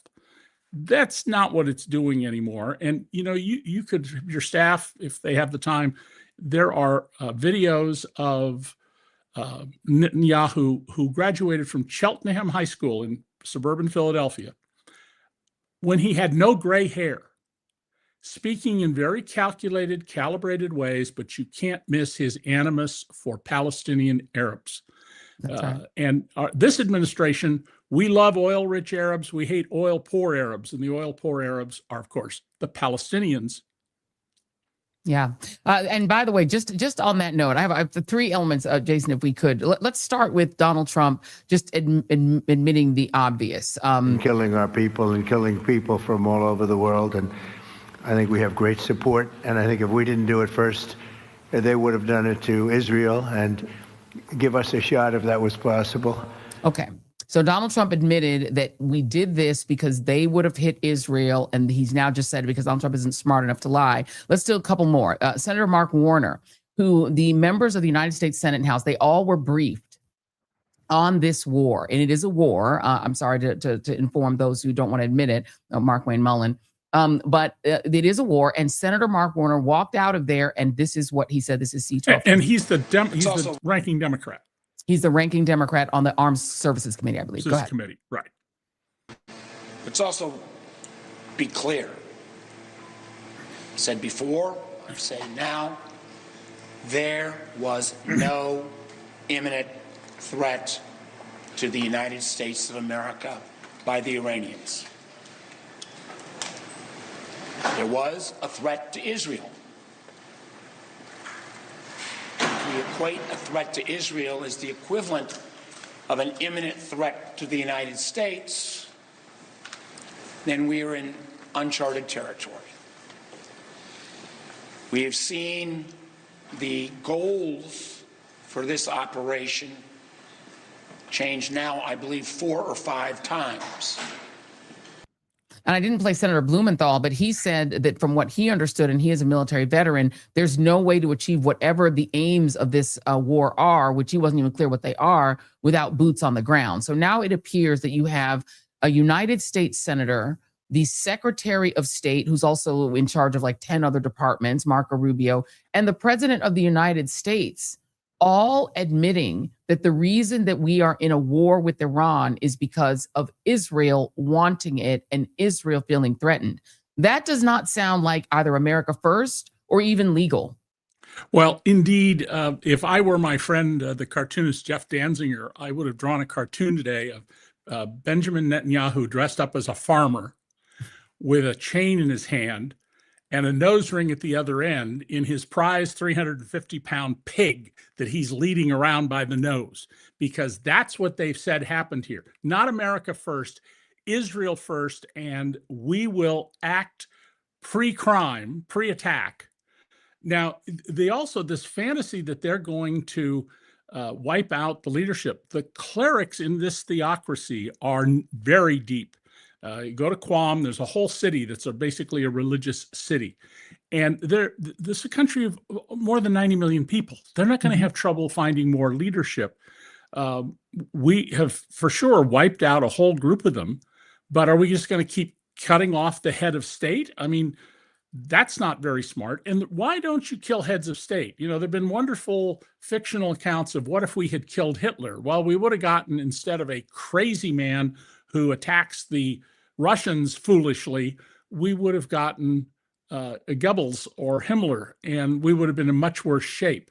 The best way to manage things is how we managed the Cold War. Lots of mistakes, lots of bad things done, but at the end of the day, the Russians, the Soviet Union fell apart. It took decades, but Gandhi got the British to walk out. They didn't have to be shot out, they walked out. And now India, like China, now that they've gotten rid of their oppressors, they are back on the path to be what they were 500 years ago, the two wealthiest nations in the world. All we're doing here is creating generations of new enmity that we don't need, that don't help us, that don't make Americans safer, that don't make the world wealthier, because we have a bunch of amateurs. Trump, Pete Hegseth, his minister of hate, Stephen Miller, all of these people, they have no idea what they're doing. They have no knowledge of these underlying issues. And Donald thinks, oh yeah, well, 4 weeks, the war will be over. You know, I've snapped my finger, and being the Wizard of Oz, I have these magical powers. Yeah, and wasn't he supposed to end the war against Ukraine in a day? I thought he said it would take one day. As last I checked, they're still at war, if that, right? And you talked about Bibi Netanyahu, and I have been observing Bibi Netanyahu since the 80s. You know, and that's how nerdy I am. I used to watch him when he would talk on Nightline and Hanan Ashrawi. Sorry, I mangled her name. She used to just destroy him, like in debates on Nightline. And she was a Palestinian, Palestinian leader. But Bibi Netanyahu, he hasn't even made his own son come back from Miami to join the IDF and be part of this war. His son is luxuriating in Palm Beach, chilling. This is C-13 if we have that. His son is not in the IDF. His son is not risking his life. Netanyahu's son, who sometimes styles himself as a right-wing troll on X-Twitter, he's chilling, and he also, I believe, works around the Trump regime folks. But he's not at risk. And I also have to always remind people that Bibi Netanyahu is not religious. He does not represent Judaism. And people who try to put him on Jewish people need to remember that Bibi Netanyahu is the guy who got dinged back in 2015 for saying the following. This is C-14, Jason Rollum. Didn't want to exterminate the Jews at the time. He wanted to expel the Jews. And Haj Amin al-Husseini went to Hitler and said, if you expel them, they'll all come here. So what should I do with them? He asked. He said, burn them. When you're defending Hitler and saying Hitler wasn't the real bad guy, it was the Palestinian mufti, you're not a defender of Jewish people. You are simply a megalomaniac criminal trying to stay out of prison who wants an endless war because it's the only way he can stay in power. They have elections coming up in Israel. Yeah, Joy, I think it's really important to be clear that criticism of Netanyahu is not anti-Semitic. Criticism of Netanyahu, there are only 10 million people in Israel, not even 10 million, and they've had demonstrations with 1 million people turning out to object to his meat axe approach in Gaza, which has been grossly disproportionate.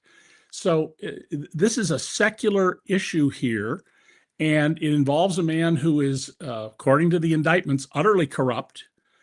He can't go many places in the world without being arrested as a war criminal. And that's who we're making our bid with.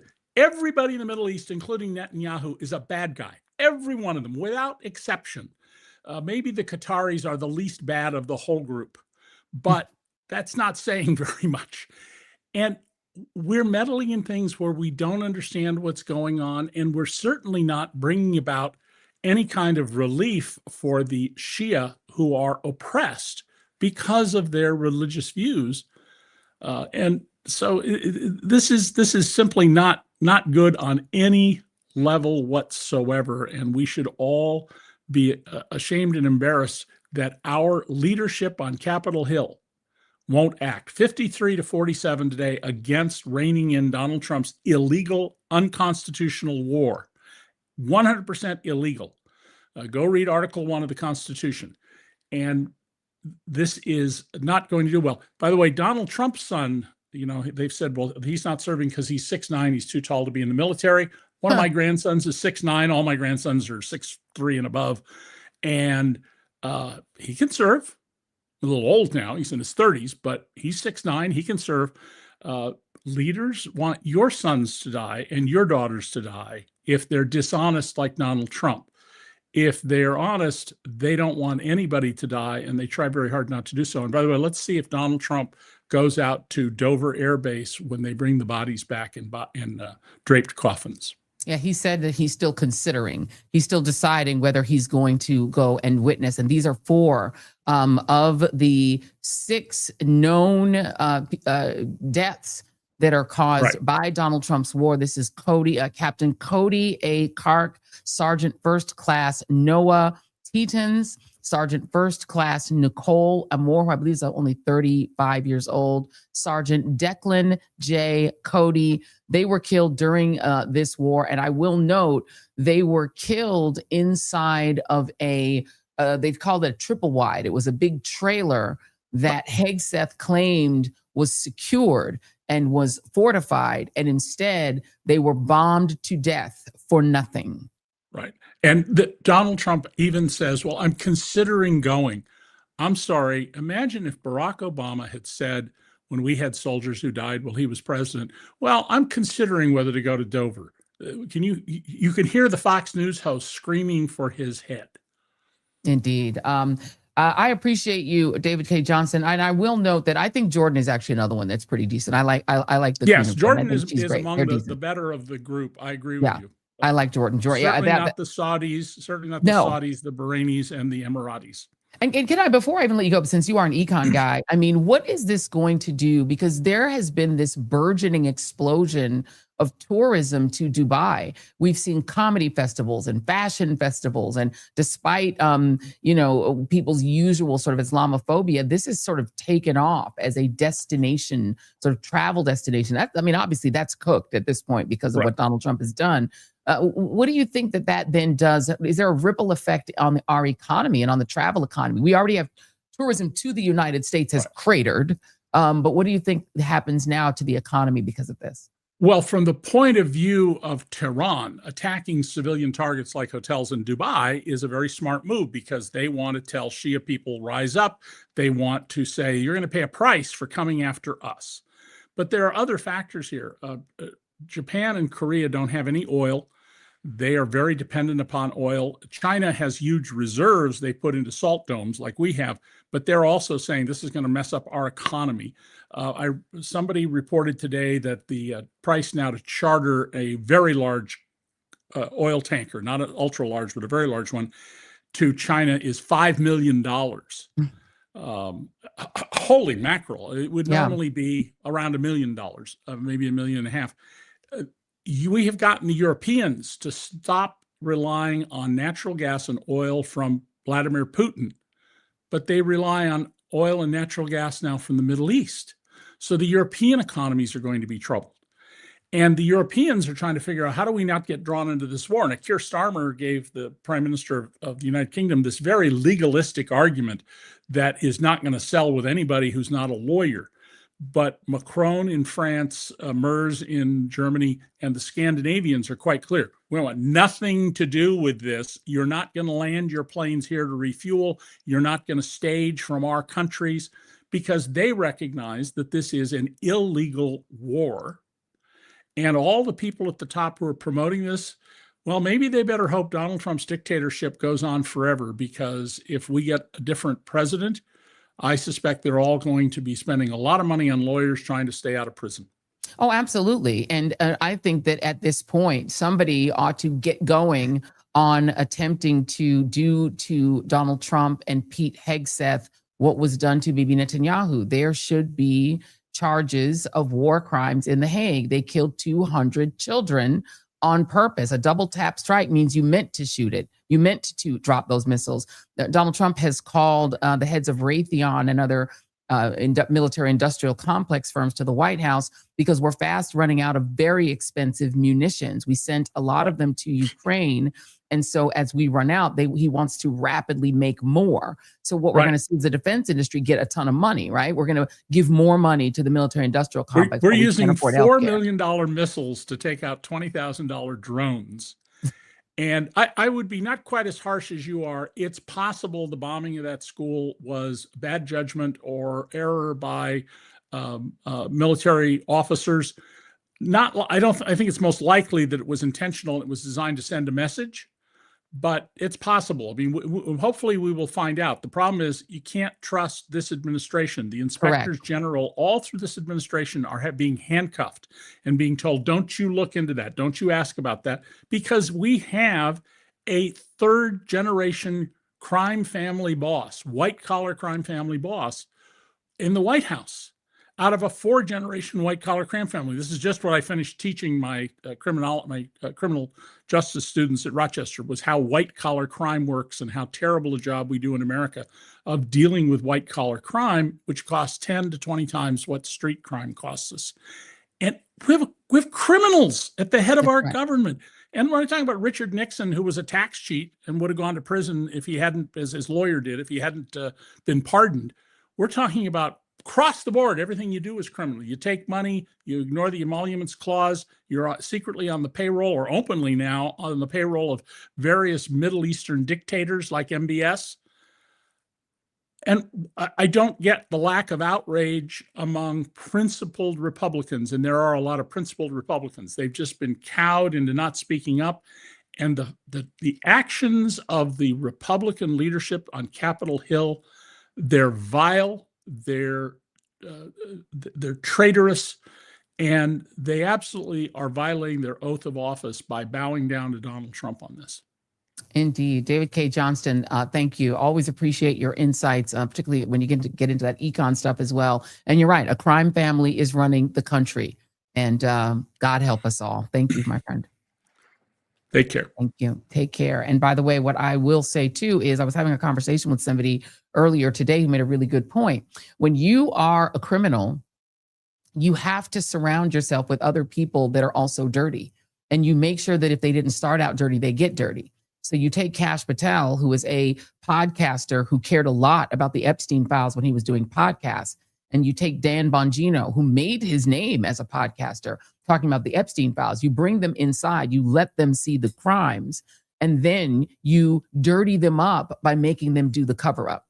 Now, they've seen the crimes. They've looked at it. They've seen the videos. They've seen the emails. They've seen the evidence. They've seen the other 3 hidden interviews with victims, alleged victims of Donald Trump, people who have accused Donald Trump of sexual abuse of children, of themselves as children. They've seen it. And once you're dirty and you've seen it and you've participated in the cover up and maybe committed a crime, now you can't leave.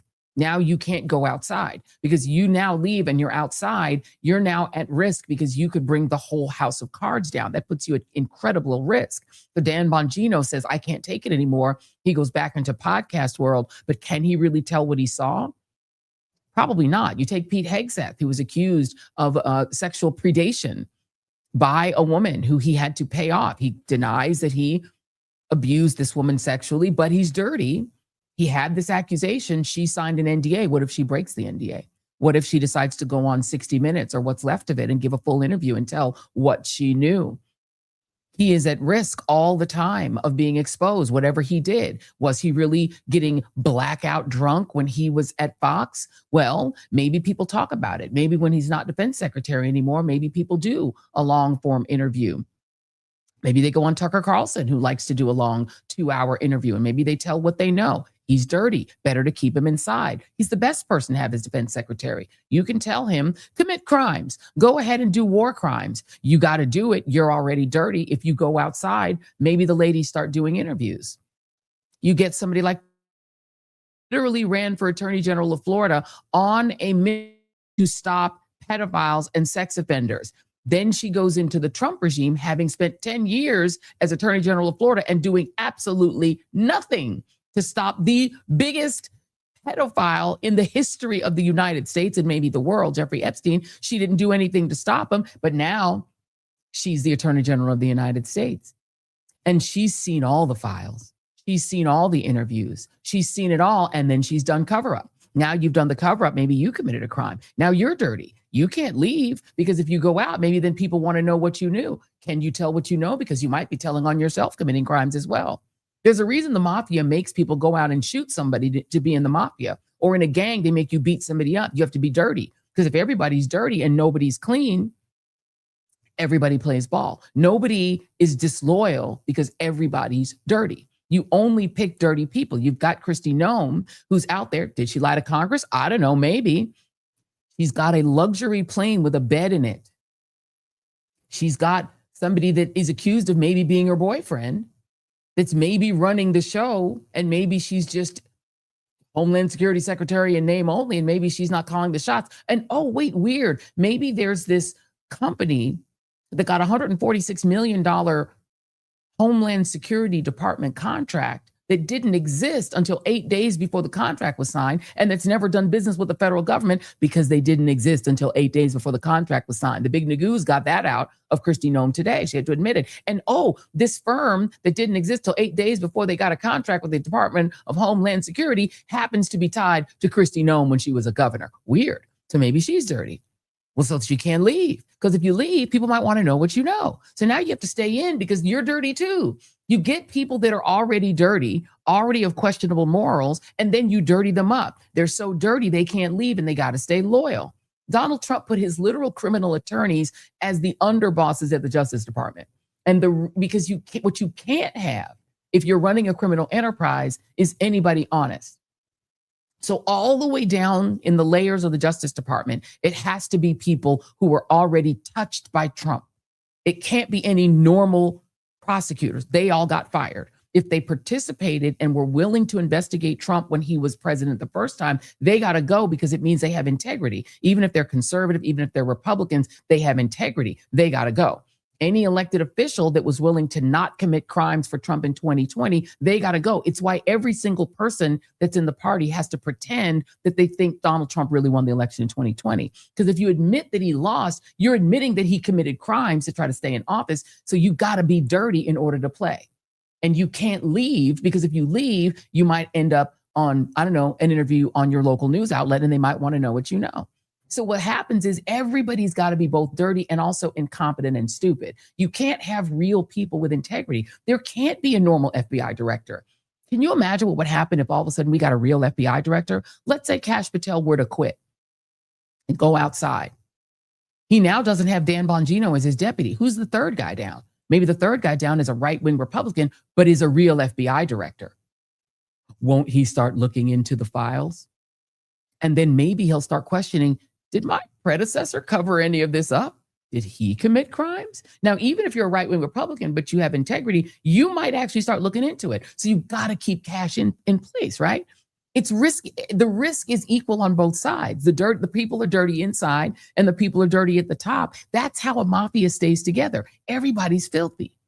Donald Trump can't have normal people. You're like, why would you have RFK Jr. running healthcare? Because he got dirt. He got dirt. He's not like a clean customer. There's all kind of weird stories around him. His wife ended her own life. That was weird. And, you got to keep him inside. You keep all the dirty people inside.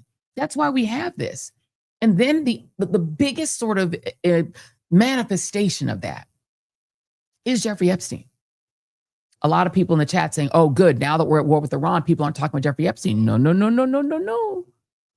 We're still talking Jeffrey Epstein because that was the ultimate dirty man play.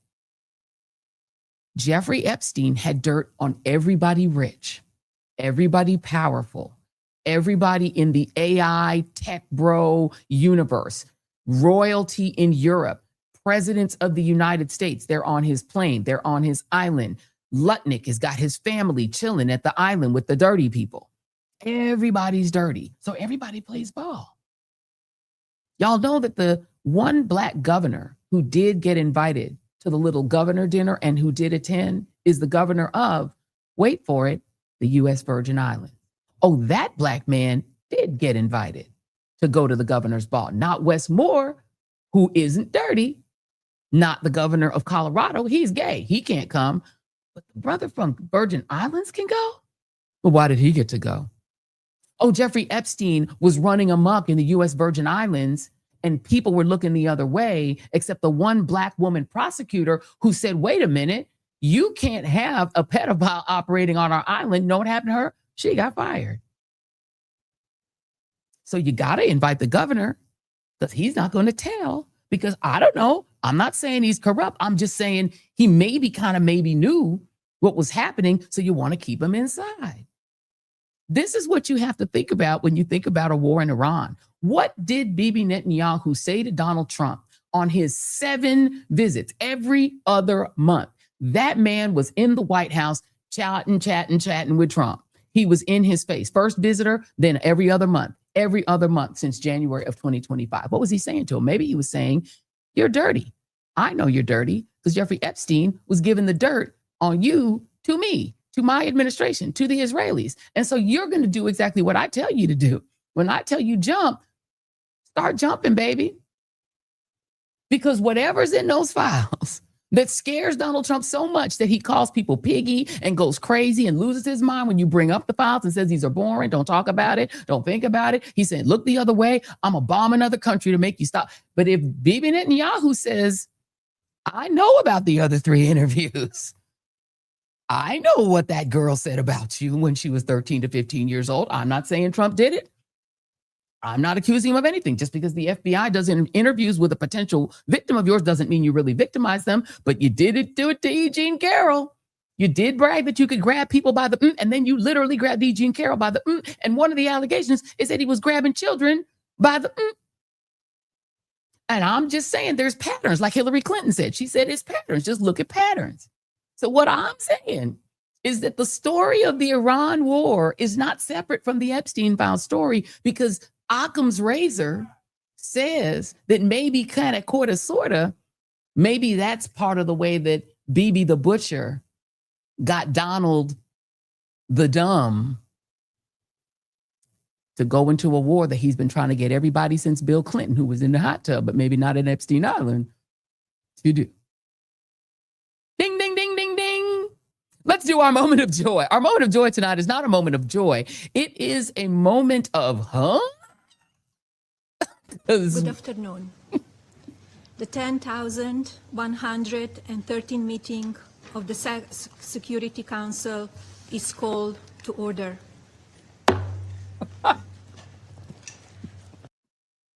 Now, you just have to know that the United Nations Security Council members were like, what the actual hell is happening when Melania, whose movie has dropped out of the top 40 movies in the country, it was supposed to be a hit, but it's done dropped all the way off the charts. Ain't nobody went to see Melania's movie. So she was like, Donald, I need more thing. I didn't get thing. Movie did not be hit. I know I want thing. I want something. I want to be taken seriously. I speak 7 languages, maybe just not English. So they allowed Melania Trump, baby, to open the meeting of the United Nations Security Council. What is happening? Donald Trump, whatever's in them Epstein files must be real bad, because he's giving Melania whatever the hell she wants. He said, you want the rapey guy to direct a movie for you? Got you, baby.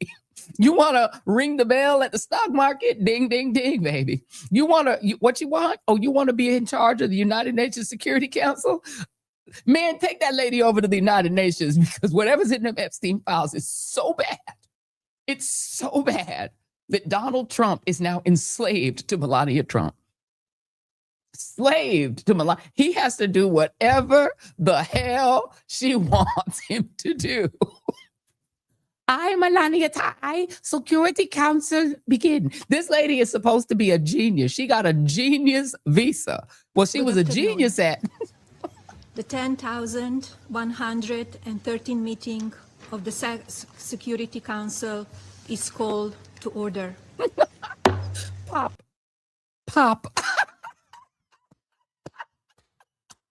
I'm sorry, it's a moment of joy because it gave me joy. What is happening? Why is that lady in charge of the United Nations Security Council? Somebody help me, please. Somebody help me, please. Why is she in charge? Because she said, Donald, I tell Epstein files. I have other 3 interviews with FBI. I speak fluent Slovenian. I give all names of Epstein files men I read in Slovenian. Melania Trump is running the White House. Baby, Donald Trump said, whatever you need, I got you. Y'all, thank you for tuning in. Thank you to all of our great guests. If you guys want some deep dives on these upcoming elections, just go to joyanreid.com. Go ahead and become a paid subscriber, and you can get in a deep dive with me and Tom Bonier tomorrow at noon. And by the way, Miss Kamlager Dove, who went in on Kristi Noem today and literally asked her if she was sleeping with Corey Lewandowski. She asked that on the record, honey. She will be here Monday. Kamlager Dove, the best clapbacker other than Jasmine Crockett in the Congress, will be right here. Kamlager Dove, we love her. She's the what? She's the say what lady? She's going to be here on Monday. You all have a blessed evening. And now the Security Council come to disorder. Done. Getting back to the basics, grassroots level. Let me dig a little deeper with the shovel. Plenty can't tell the forest from the trees, and I'm hard to detect, like a black hole in the dark. Injustice anywhere, it's a threat to justice everywhere. Let me make this clear, I got a bone to pick, and I'll never fear the threat of poverty. They don't want to talk about it, they rather party, so I'm a real talk about it, for sure.